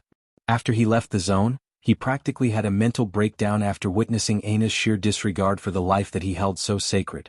Up until that point, the only person other than his father that he truly loved was her. To him, even though they had never been in a relationship and even if she never accepted him, she was his family. Maybe even until now, Aina wasn't aware of just how cruel that moment had been. She wanted to wake him up to the reality of the world, to allow him to realize in a single stroke that she wasn't the idealized woman in his mind and that the world they were in now was far crueler than he had ever known. But back then he had just allowed himself to die at the hands of another. He had been in an incredibly fragile state. That sort of shock wasn't something that he should have been able to handle. This chapter upload first at NWSB. C0 man, quite frankly, he didn't handle it very well. Not long after that, he forgot his own morals to rage. He met an great invalid and beat it to death with the metal rod of his bicycle, completely forgetting his humanity in that moment. It might have been an invalid, but who was to say that an invalid's life was any less valuable? Wasn't he someone who couldn't objectively tell the value of a person's life? Now he was so mercilessly beating something to death just to vent his fury. Then there was the Jones zone after that, and he seemed to begin to justify his murders by the fact that the people in these zones weren't real. It was fine to kill them, they weren't living, breathing people anyway, they were just constructs, echoes of a past that had already been lived. This seemed to open the path toward Lionel's acceptance of the situation, and now he didn't even think much of his kills, although he always kept count at the back of his mind. He would be lying if he said that he was affected the same now as he had been in the past. But what now? Now he was finding out that his life was no different from the people in those zones, maybe no different from an invalid's. That sounded like an exaggeration, but to the people who had created this world, formed everything that he had come to know, was he really that different from an invalid to them? Was there really no objective measurement of a life if people could create a world like this? I think you should take a look at, was there really no objective measure of a life even if this simulation didn't exist? No matter what sort of secret of the universe you chose to prescribe to, whether it was religion, whether it was science, whether it was the new world order then Lionel had just been enlightened with, in which of those cases had life not been formed by the hands of another, whether that was nature or a sentient being? What was his life worth then? There had to be an answer, and he felt that the only conclusion was that it was worth very little, an insignificant amount, a total so infinitesimally small compared to the grand scheme of reality that it would be laughable to even care to bring it up. This answer that he had been chasing all of his life was actually meaningless. It was the foundation upon which he built everything. His want to be a king, to unite the human domain, to help them face off against the aggression of the other races, it was everything. He had spent most of his life aimless, smiling and chuckling, without a goal and without a care. He hadn't known what he was missing, the kind of life he was living if he wasn't without purpose and without meaning, until he actually gained himself such a meaning. And now that he was watching it crumble before his eyes, he was so infuriated that he couldn't even properly put it into words, so enraged that he simply wanted to destroy everything in his path. Lionel rampaged at the bottom of the ocean to the point that even the surface began to bubble. His eyes turned a striking red and chains within his consciousness seemed to vibrate wildly, on the verge of collapsing entirely. A fiery pair of wings appeared to his back, his suffocating momentum causing the air-grade generals around to cower. Their skin began to burn and char even beneath the ocean waters. Lionel seemed to entirely forget that he would have been better off using his water force. And then, there was suddenly nothing left. Lionel ran to the end of the line, but there were no more beasts, no further waves, no other air-grade generals to vent his frustration upon. There was nothing but emptiness. Lionel roared, a vortex forming at his mouth as he lifted his head, the spinning black hole of dark waters extending so far that even a whirlpool formed at the surface. The violent heat at both sides of his hips, coming from his kidneys, threatened to bore a hole through his skin, but he didn't seem to notice in the slightest.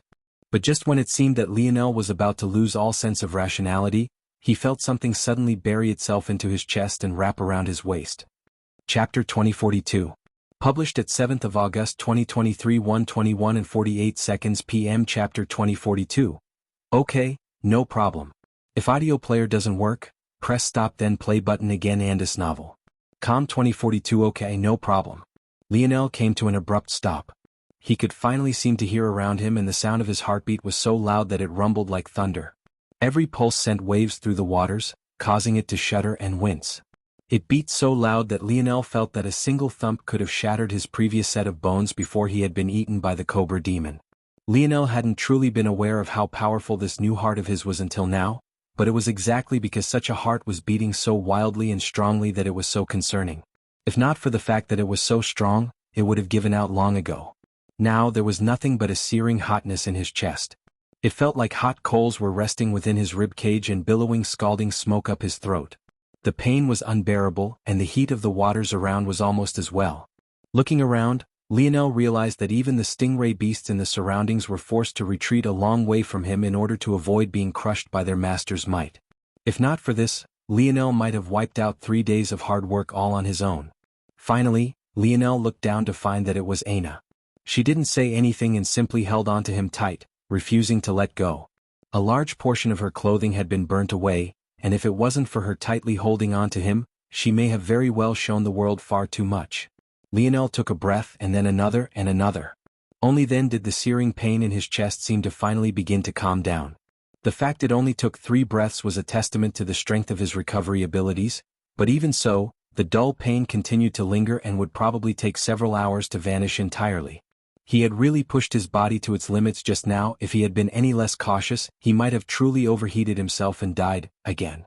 It was also unknown if his soul could even survive the rampaging of his Scarlet Star Force. He really might have burned himself to death. Lionel looked around at his body to find that it was truly in a mess. His left arm was half missing, his right leg was chopped at the knee, his body was caked and covered in blood. He had truly fought like a fool. He hadn't even used his divine armors. But honestly, if he had taken out his divine armors just now, aside from maybe his 3rd tier one, the 1st and 2nd tiers would have both been destroyed under his own power, and he would have had to drain his stamina even further just to upkeep them. Lionel could only shake his head. How pathetic. Instant recovery. Lionel's hair gently waved, and a large pillar of light force and star force fell upon both himself and Aina. Not long later, though he was pretty much naked, he was in perfect condition. This chapter upload first at NWSB. C0 Emichi wrapped his arms around Aina and ran his fingers through the back of her hair. He felt more at peace now, the slowly calming waves of the water slowing his beating heart further. "Are you okay?" Aina asked. She didn't know why she had rushed over here. She had a lot of work to do elsewhere, but there had been a suffocating feeling in her chest she couldn't ignore until she ran all the way over here. When she saw the state of Lionel, she knew that something was wrong. Originally, she had thought that maybe the pressure was getting to him, or maybe it was because his Scarlet Star Force innate node was taking over well ahead of the time that Y-Star Order had stipulated. However, now that she was here, she felt that it was something entirely different. Lionel didn't answer immediately, and it seemed like he wouldn't, until he suddenly did. "I don't really feel like participating in these air wars anymore," Lionel suddenly said. Aina was shocked by these words. They seemed simple, but the weight behind them was extraordinary. This was Lionel's dream, everything he had been working toward in the last several years.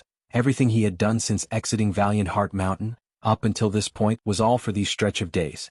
And now, he suddenly didn't want to participate anymore? Even on his way here, Lionel was only acting out of habit. It all felt quite meaningless. If he hadn't been trying to stop his mind from wandering, he probably wouldn't have even triggered this upgrade challenge at all. Aina didn't know what to say for a long while. All she knew was that she couldn't allow Lionel to quit, but she didn't even know what was wrong, so she didn't know how to convince him to continue. "I think you should take a look at." He didn't believe that it was the weight of the situation. Lionel was the kind of person who thrived under pressure. She knew him well enough to know that. What was the last thing he had given up on? Was it herself? And why had he done that? It was purely logical. She had crossed a line that he had drawn quite early on, and he wasn't willing to forgive it at the time. Then there must be a logical reason for this as well. Thinking back, the entire purpose for this was his want to become a king. And he wanted to become a king to help the most people possible. And he wanted to help the most people possible because he couldn't logically deduce a worth to a person's life. That meant one of two things. Either he felt that he had found an objective metric, or he had deduced that the answer was insignificant enough to be ignored. Regardless of which one it was, there was no simple answer to change his mind. Lionel was smarter and thought faster than anyone in existence, or at least, anyone that she had ever met. The only person who could draw a conclusion different from his own that he would actually listen to was his father, and he obviously wasn't here now, and knowing that man, there was no telling what he might say. In that case, trying to convince Lionel that he was wrong was something beyond her. Her gaze flickered for a moment, and after some hesitation, she spoke. "Do you still love me?" Lionel's gaze sharpened as he suddenly looked down. "What are you talking about? Of course I love you." He didn't even bother to add the still part. To him it was an unnecessary addition. His love for Aina was constant, it would never change. Aina smiled sweetly. "I want our babies to be little princes and princesses. Can you do that for me?" Lionel blinked. "They will be already, not of Earth or even just of the Morales family.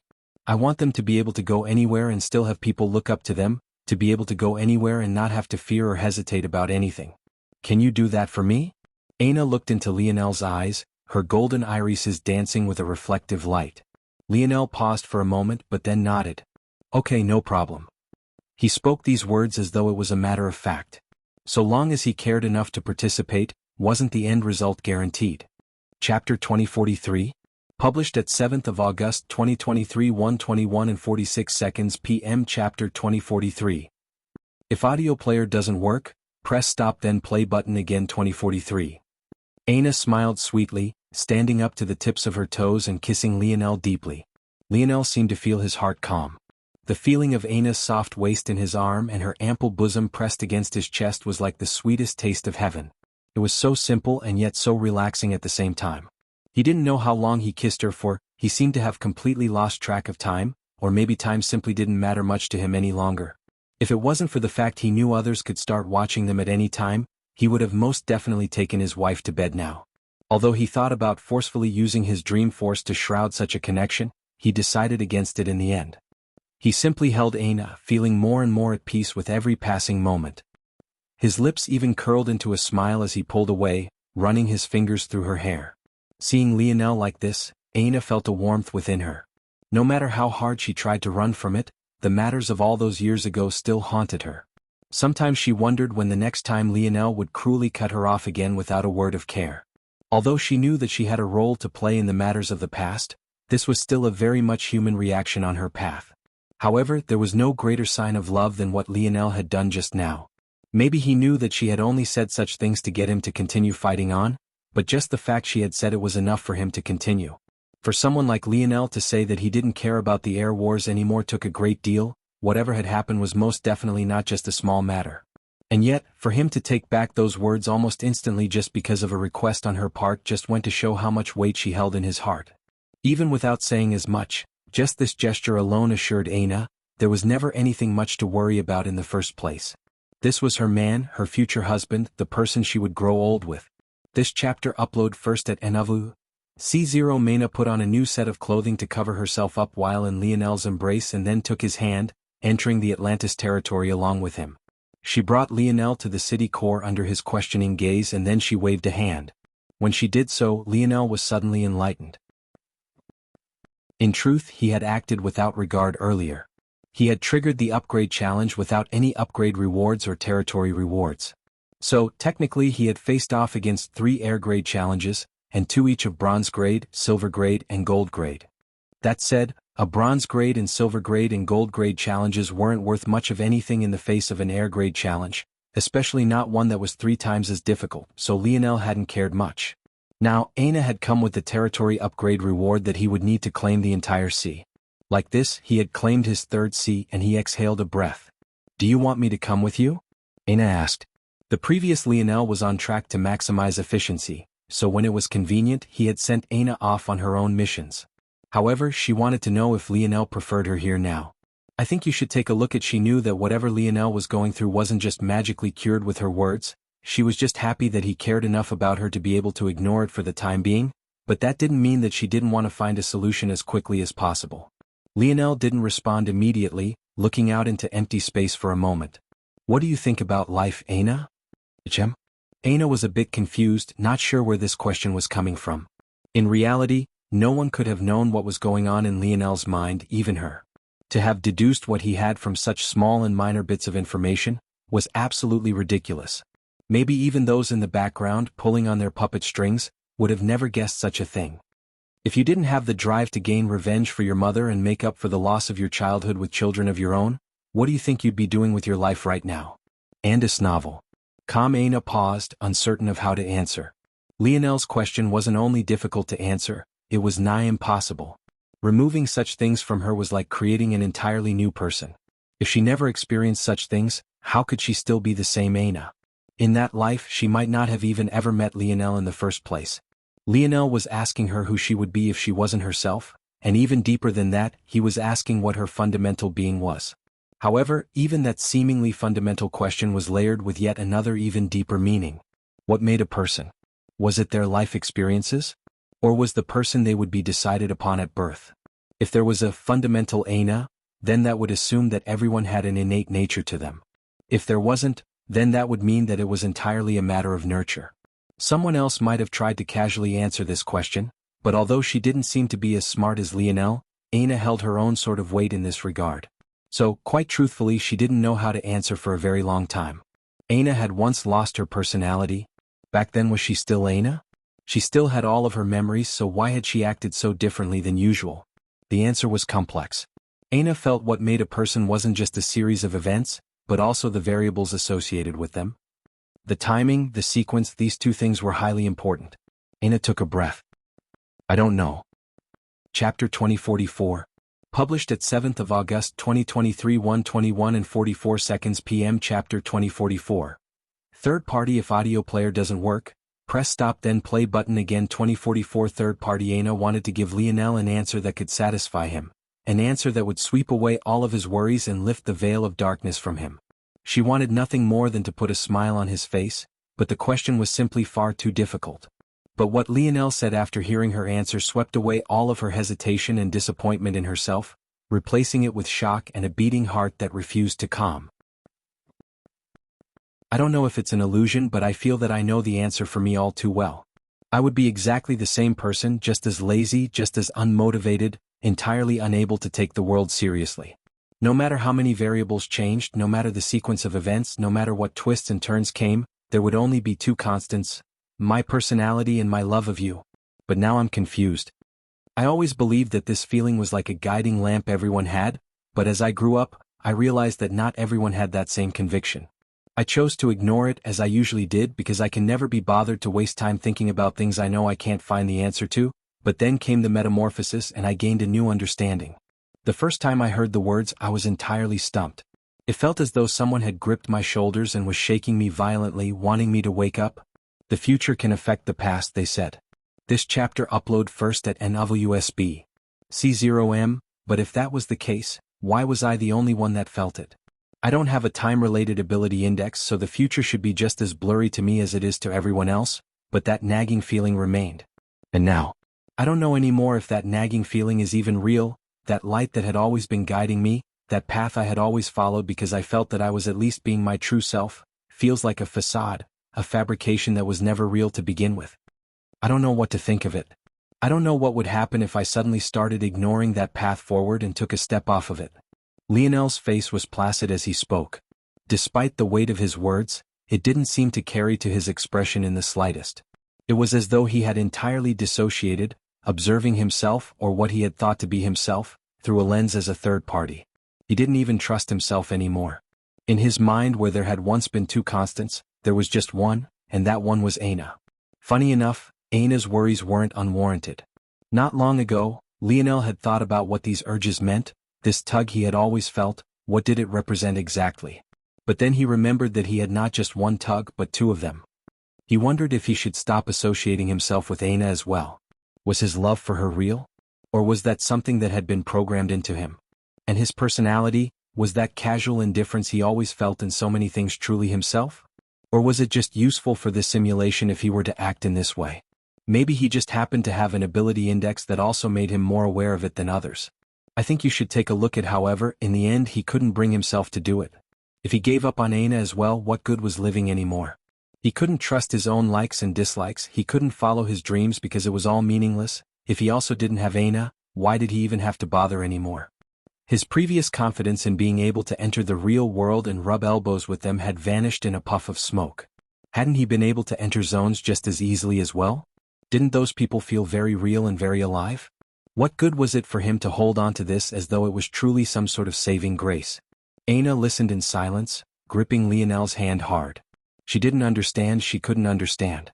The leaps in logic Lionel had taken to gain his current understanding of the world were only things in existence with millions of minds like himself could do. It was simply impossible for anyone else to succeed in such a thing. Although he had laid out so much, Aina still hadn't made the final conclusion. Doesn't the fact you can take a step off of it mean something? Aina said softly. Lionel's pupils trembled as he looked down toward Aina. I am very afraid, Lionel. I have heard many things about those with exceptionally high dream force affinity, things that I don't want to believe. I'm very happy that you're saying so much. You rarely speak so much in a single breath, but it's also because of that I'm so worried. I want you to remember that dream force is nothing but a vessel, a conduit. It's a projection of what a person could be, but it isn't a person. Just because you can use dream force doesn't mean you can create life, it only means that you can grant the capacity for it. Aina didn't understand what was going on, but her best deduction was that Lionel's dream force affinity had grown so deep that he was beginning to see past the layers of what it meant to be human, and as a result he was questioning many things. While she didn't understand fully when it came to comprehension, and especially comprehension of her own body, Aina was far beyond anyone else. As a result, how could she not fully understand the role that dream force played in her own body?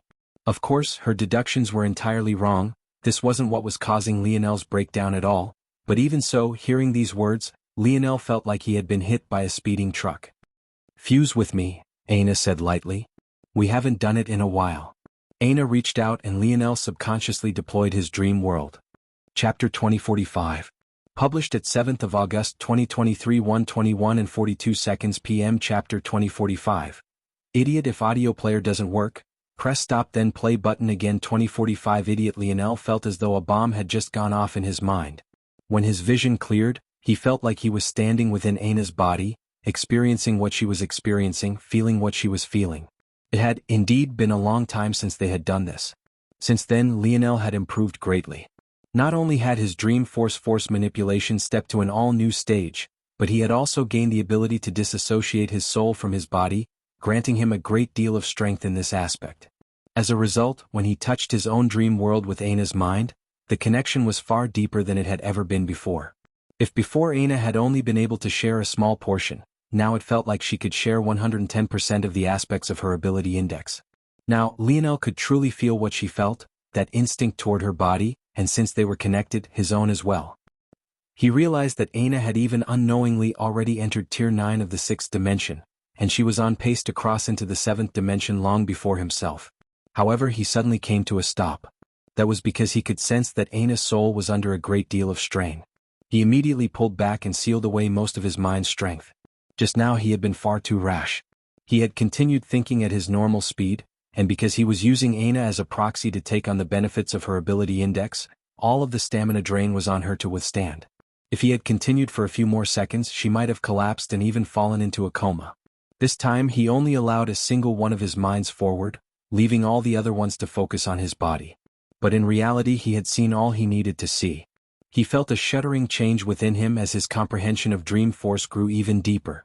His mistake was in assuming that Dream Force was just like other forces. Take Water Force for example. Not only did it make up the various bodies of water in the world, but the shifts and changes within.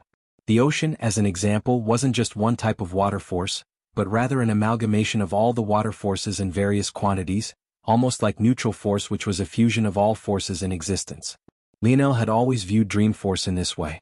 An amalgamation of all kinds of Dream Force, and depending on the type of person you were, one kind of Dream Force would be more pronounced than another. However, he was entirely wrong. This chapter upload first at NWSB? C0M. There weren't different kinds of Dream Forces, there was only one kind, the purest kind, the only kind in existence and the kind everyone shared. This was what separated Dream Force from other kinds of forces. In fact, it could be said that the other forces that made up the human body were more likely to impact your personality than Dream Force itself. Dream Force was purely a vessel that allowed consciousness to exist, while Soul Force was what held the tainted colors of your personality. Lionel had always believed that Dream Force was a derivative of Soul Force, or more accurately a purified version of it. But it was more accurate to think of Soul Force like an impure Dream Force. It was a subtle difference in order, and yet it made all the difference in his mind. Suddenly, crack. Lionel's body trembled and his gaze became vacant. Aina, who was allowing Lionel to explore and confirm the things she said, suddenly felt her expression change. She looked toward Lionel, shuddering at his dull gaze. Lionel's aura seemed to have entirely changed. At that moment, the universe resounded with a harrowing crack. It was a sound that every soul in existence heard, no matter where they were, no matter where they hid, no matter who they were. However, it seemed impossible to tell where this crack had come from. I think you should take a look at Aina felt her shoulders trembling as she looked into Lionel's eyes. She suddenly felt both an endlessly far away and endlessly close feeling. She wanted to take a step back and yet jump into his arms at the same time. It was an absolutely suffocating feeling, so all she could do was stand in place. Lionel? Lionel? The dull gaze in Lionel's eyes seemed to snap into focus. He looked around and then down at Aina, and then seemed to be stunned for a moment. His gaze suddenly became incomparably gentle, so gentle that Aina felt that she might melt. But to her surprise, tears began to stream down Lionel's face at the same time. It was a moment that was difficult to describe. The aura exuding from Lionel was incomparably majestic, incomparably lofty, and yet the look in his eyes could put a newborn at ease, while his tears could make the same newborn burst into their own. Lionel suddenly looked away, his tears vanishing under a mysterious sort of power that Aina couldn't even begin to understand. I see. It seems that even this one has been a failure. I guess there are just some things that you can't change. Lionel closed his eyes. When he opened them again, his dignified aura had reached his eyes. The air around him trembled and seemed about to collapse at any moment, but although Aina wasn't sure if it was an illusion or not, it felt that it was also quickly becoming weaker. Aina. Yes. Aina answered almost too hurriedly. She was nervous for reasons she didn't know why. For some reason it felt like she was meeting Lionel for the first time all over again. I'm an idiot that doesn't deserve you. No matter what state I'm in a month from now, promise to never leave my side, okay? Aina's lips parted, but she didn't know how to respond. In the end, she simply nodded, her face holding on to a strong determination. Lionel didn't meet Aina's eyes again, almost as though he couldn't bear to, or maybe he was too embarrassed to. This version of himself was truly far too weak, whether in fist or in mind. All the calculations in the world and it's still not enough. But at that moment, Lionel smiled. It was a handsome, unrestrained smile, the kind that came from the bottom of his heart. Even I cannot play with lives so casually. Lionel laughed, he laughed so heartily, a laugh filled with relief. It was completely contradictory, especially since he said he had just failed, and yet he was so happy. He had never been happier in his life. Take care of this idiot, Lionel said finally. One day I won't disappoint you.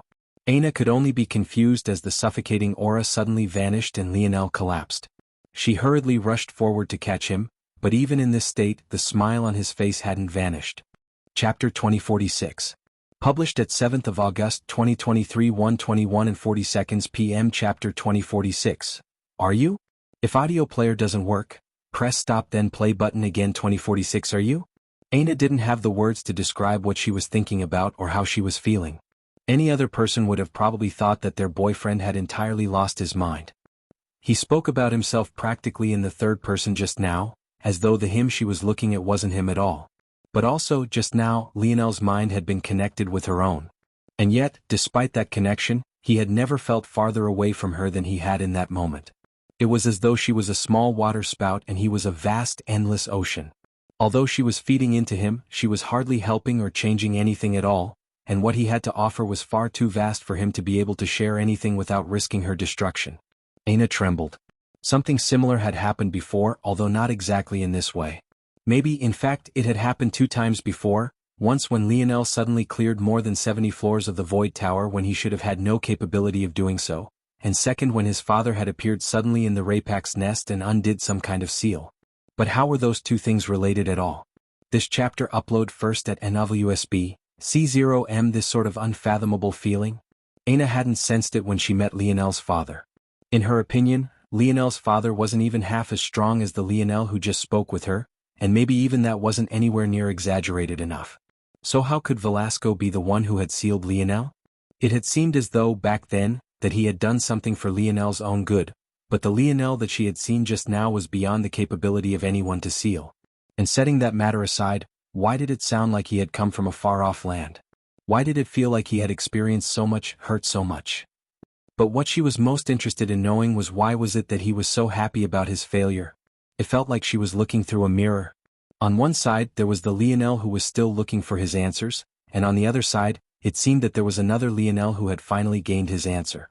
Both were the same man, maybe weak in their own ways, strong in others, but still pursuing after the same matter. Aina couldn't fathom just how much hardship this elder Lionel had to go through to finally find the answer, but she had never heard Lionel laugh so heartily and happily, as though he was finally free, finally resolute in his path. Aina held Lionel up, her palm gently resting on his cheek, her mind unreadable.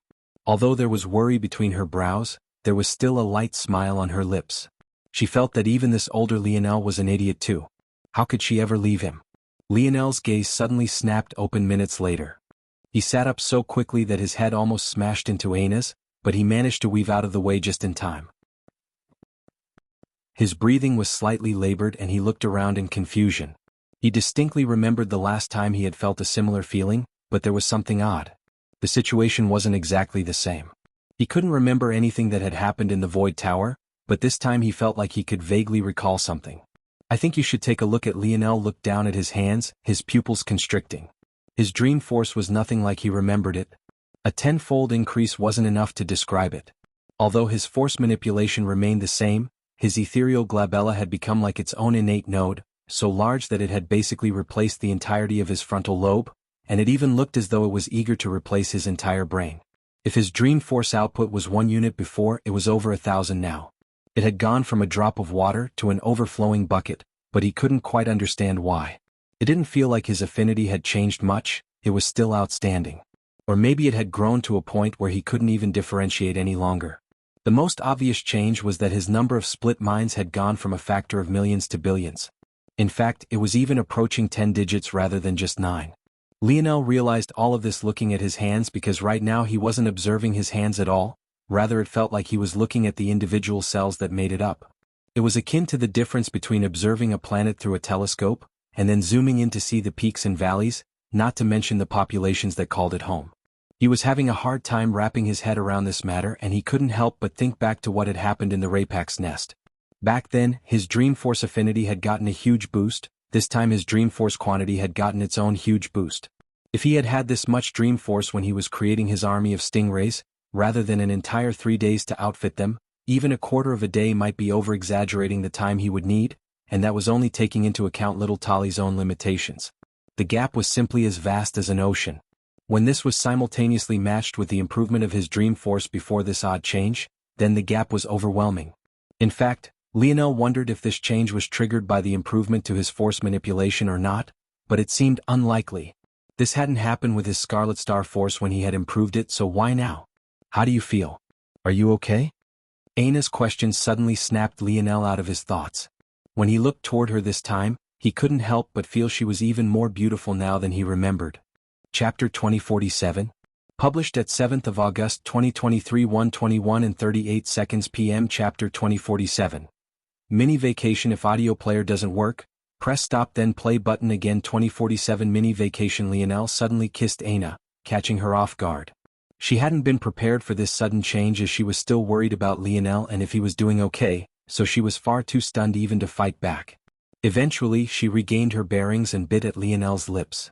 "Oh, what are you doing to your husband?" Lionel pouted. "There are people watching, behave yourself." Aina chided. Even so, she couldn't help but lick her lips. The taste of Lionel's blood was truly great. If it wasn't because she felt that it was too weird to ask, she would take a taste more often. Lionel, though, had noticed the subtle, seductive action. He didn't know why, but watching Aina lick at his blood like that made a fire light within him. It was as though some repressed fantasies about being with a vampire empress were all resurfacing at once. "What are you looking at?" Aina asked to hide her embarrassment. "Lick your lips again, slower this time. I really want to imprint it into my memories. Take another bite out of my lip if you have to." Aina was stunned speechless before she hit Lionel on the chest. "Be serious." "I'm deadly serious. Come, take another bite." "I'm ignoring you." Aina stood in a huff, dropping Lionel to the ground, but when she turned back, her lips couldn't help but bloom into a bright smile. If Lionel was willing to joke around like this, he was at least feeling better for now. She felt 2 arms wrap around her waist, a soft cheek pressing against her own. This time she didn't fight back, her palm reaching up to touch Lionel's face. This chapter upload first at NWSB. C0M, look at you, still as smooth as a baby's butt. Lionel was aghast. How could you poke at your husband's insecurities like this? Aina laughed, allowing Lionel a nice view of her bouncing chest over her shoulder. He couldn't help but shake his head. If only those perverts didn't set up cameras everywhere. What were those old perverts thinking? If the Morales ancestors knew what Lionel was thinking, they too would have probably been stunned speechless. How was this their fault? It was just the way things had always been done. The two continued to joke around without a care in the world, forgetting the time for a moment and just enjoying one another's company. Finally, Aina asked the question that had been on her mind all the while. "Are you really okay? You know you can talk to me, right?" Lionel smiled. "Maybe. At the very least, it's not enough for me to stress over it like I have before. Questions about life and its meaning, they're things everyone has, right? Why should I be the one to gain answers before anyone else?" After seeing Aina's dream force, Lionel understood that it wasn't something that could just breathe life into things, one couldn't create life with it, and one wouldn't be able to manipulate the personality of another with it either. Of course, that didn't mean that there wouldn't be other ways of doing so. For example, giving someone certain affinities or tainting their soul force with certain aspects. Both were viable options. So, that didn't mean that Lionel's worries were entirely unfounded.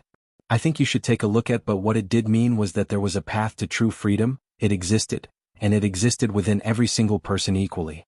That sort of realization was beautiful enough in its own right. As for what was beyond, it was still exactly that. Beyond him. If everyone had the same dream force acting as the foundation of their life, though, then Lionel was right back to square one. How could one possibly differentiate the value of a life? In fact, now that he thought about it, if it was so easy to just create people, what was the point of this simulation? If the point was to have predictive models of the future and use it to avoid catastrophes, that was still acceptable. It made sense for this simulation to exist. But if the creators of this simulation were looking for existences that could help them out of their plight, then that went a long way to addressing Lionel's worries. As for why, one only had to ask themselves a simple question. If it was so easy to create life, why bother creating such weak life forms? If they needed help, why not directly create the most powerful existences they could? Or if they were worried about rebellion, why not just directly create the most powerful existences that could be safely controlled? The answer was obvious. It wasn't that easy to create life. Maybe he was still being manipulated, but keeping the chains on him wasn't so easy, and as long as there was a chance, he was certain that he'd be able to break free. Lionel rose to his feet. He was sure that this dimensional verse along with the others had been created for the latter reason. If it was for the purpose of simulating the future, there would have been no point in allowing a connection to exist between the universes, but those connections very much existed, the tribulation likely only being just one of them. Where are you going? Aina asked. You mean where are we going?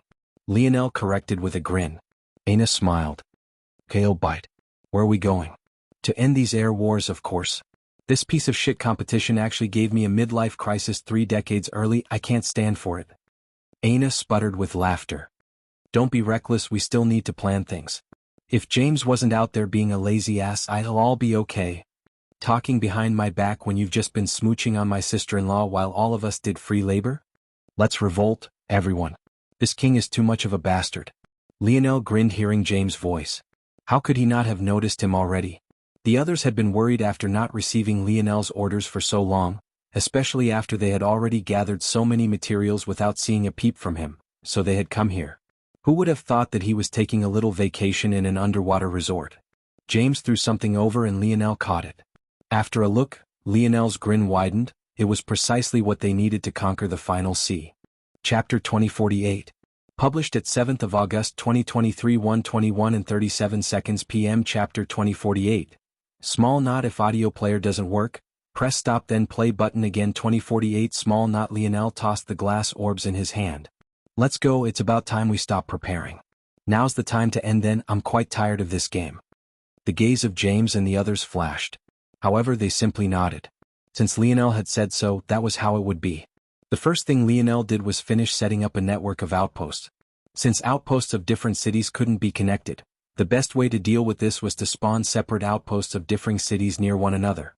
Like this, it would be relatively easier to shift from one city to the next. Then, Lionel commanded the Oryx and the Skies family to make their way to the fourth and final sea. At the same time, he sent a message to the Cloud race. It was about time he made a move with them. He had wanted to save the Cloud race for the perfect moment. They had played their role well enough. There were most definitely spies from the other continent present by now, and thanks to them, pressure that would have been on Lionel was greatly weakened. Now it was time to make true use of them. When Lionel entered the fourth sea, his internal sight trembled. The range he had once had was just 10 kilometers while he could barely deploy his dream world for about 100 or so meters. But now, there was easily a 100-fold increase. The suppression of this world couldn't bind him as well as it could in the past. He could easily see 1,000 kilometers in every direction.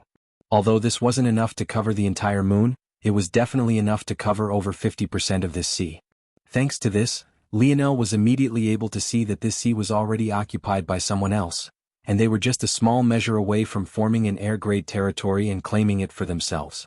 This chapter upload first at NWSB. See Zero resemblance with Aquarius family. But Lionel had already dealt with Aquarius family, so that could only mean that this was related with Vega, and thus Adderworth. Lionel's gaze narrowed. Did he want to clash with First Nova right this moment? Or did he want to wait instead?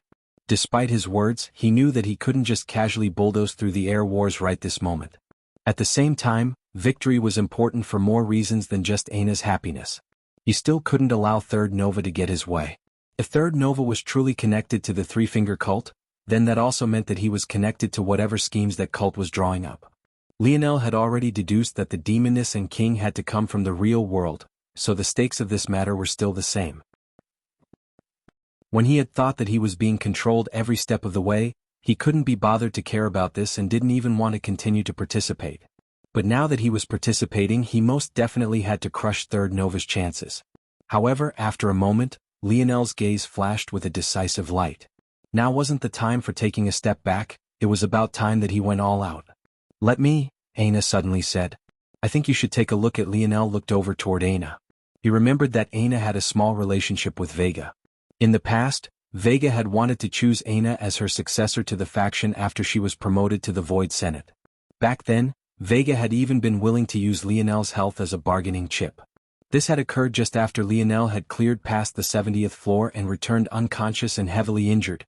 It also happened to be around this time that Fourth Nova tried to sign Aina to a slave contract. If one were comparing pettiness, Aina was probably even more petty and ruthless than even Lionel. It seemed that after all this time, Aina hadn't forgotten about this matter, which was actually quite amusing to Lionel. That was because Vega hadn't even forced her hand, she was just negotiating from a strong position. But to Aina, she didn't take anything related to Lionel's life lightly. Before Lionel could even say anything, Aina had already taken out her battle axe. In truth, not many had seen Aina battle with her full strength. This was because although she was a beauty, she wasn't a queen beauty, and Lionel had gotten far more attention than her, so when they split, most chose to focus on him instead. However, after her feat of concocting a life-grade force pill, it could be said that very few paid more attention to anyone else. Lionel smiled. His demeanor seemed far more relaxed than it had in the past.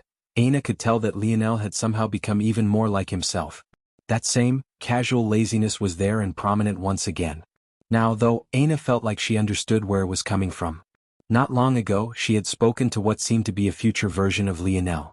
Just like everyone else, she was also aware of the fact that the future could affect the past, and if Lionel's future self was as powerful as he seemed to be, how could his current self not be completely and entirely bored of everything he came across? There was no challenge that could speed up his heart, no obstacle that he would feel was too great. In that case, as his future wife, if she was meant to keep her promise to stay by his side, then her one and only goal was to stay powerful enough that she could do just that. Vega was a reminder of a time where she had been too weak to do exactly that, and she very much didn't like it. Although she had no hatred for Vega, this small dislike was enough for her to draw her blade. It was her time to untie this small knot in her heart. You're tuning in to the Han Lee's Wuxia Chronicles YouTube channel. We're so grateful for your support, and don't forget to subscribe to join us on this incredible journey through captivating stories. Your generosity through donations truly makes a world of difference, as it's the primary source of revenue that allows me to expand and enhance this channel for you. Thank you from the bottom of my heart for being a part of this adventure.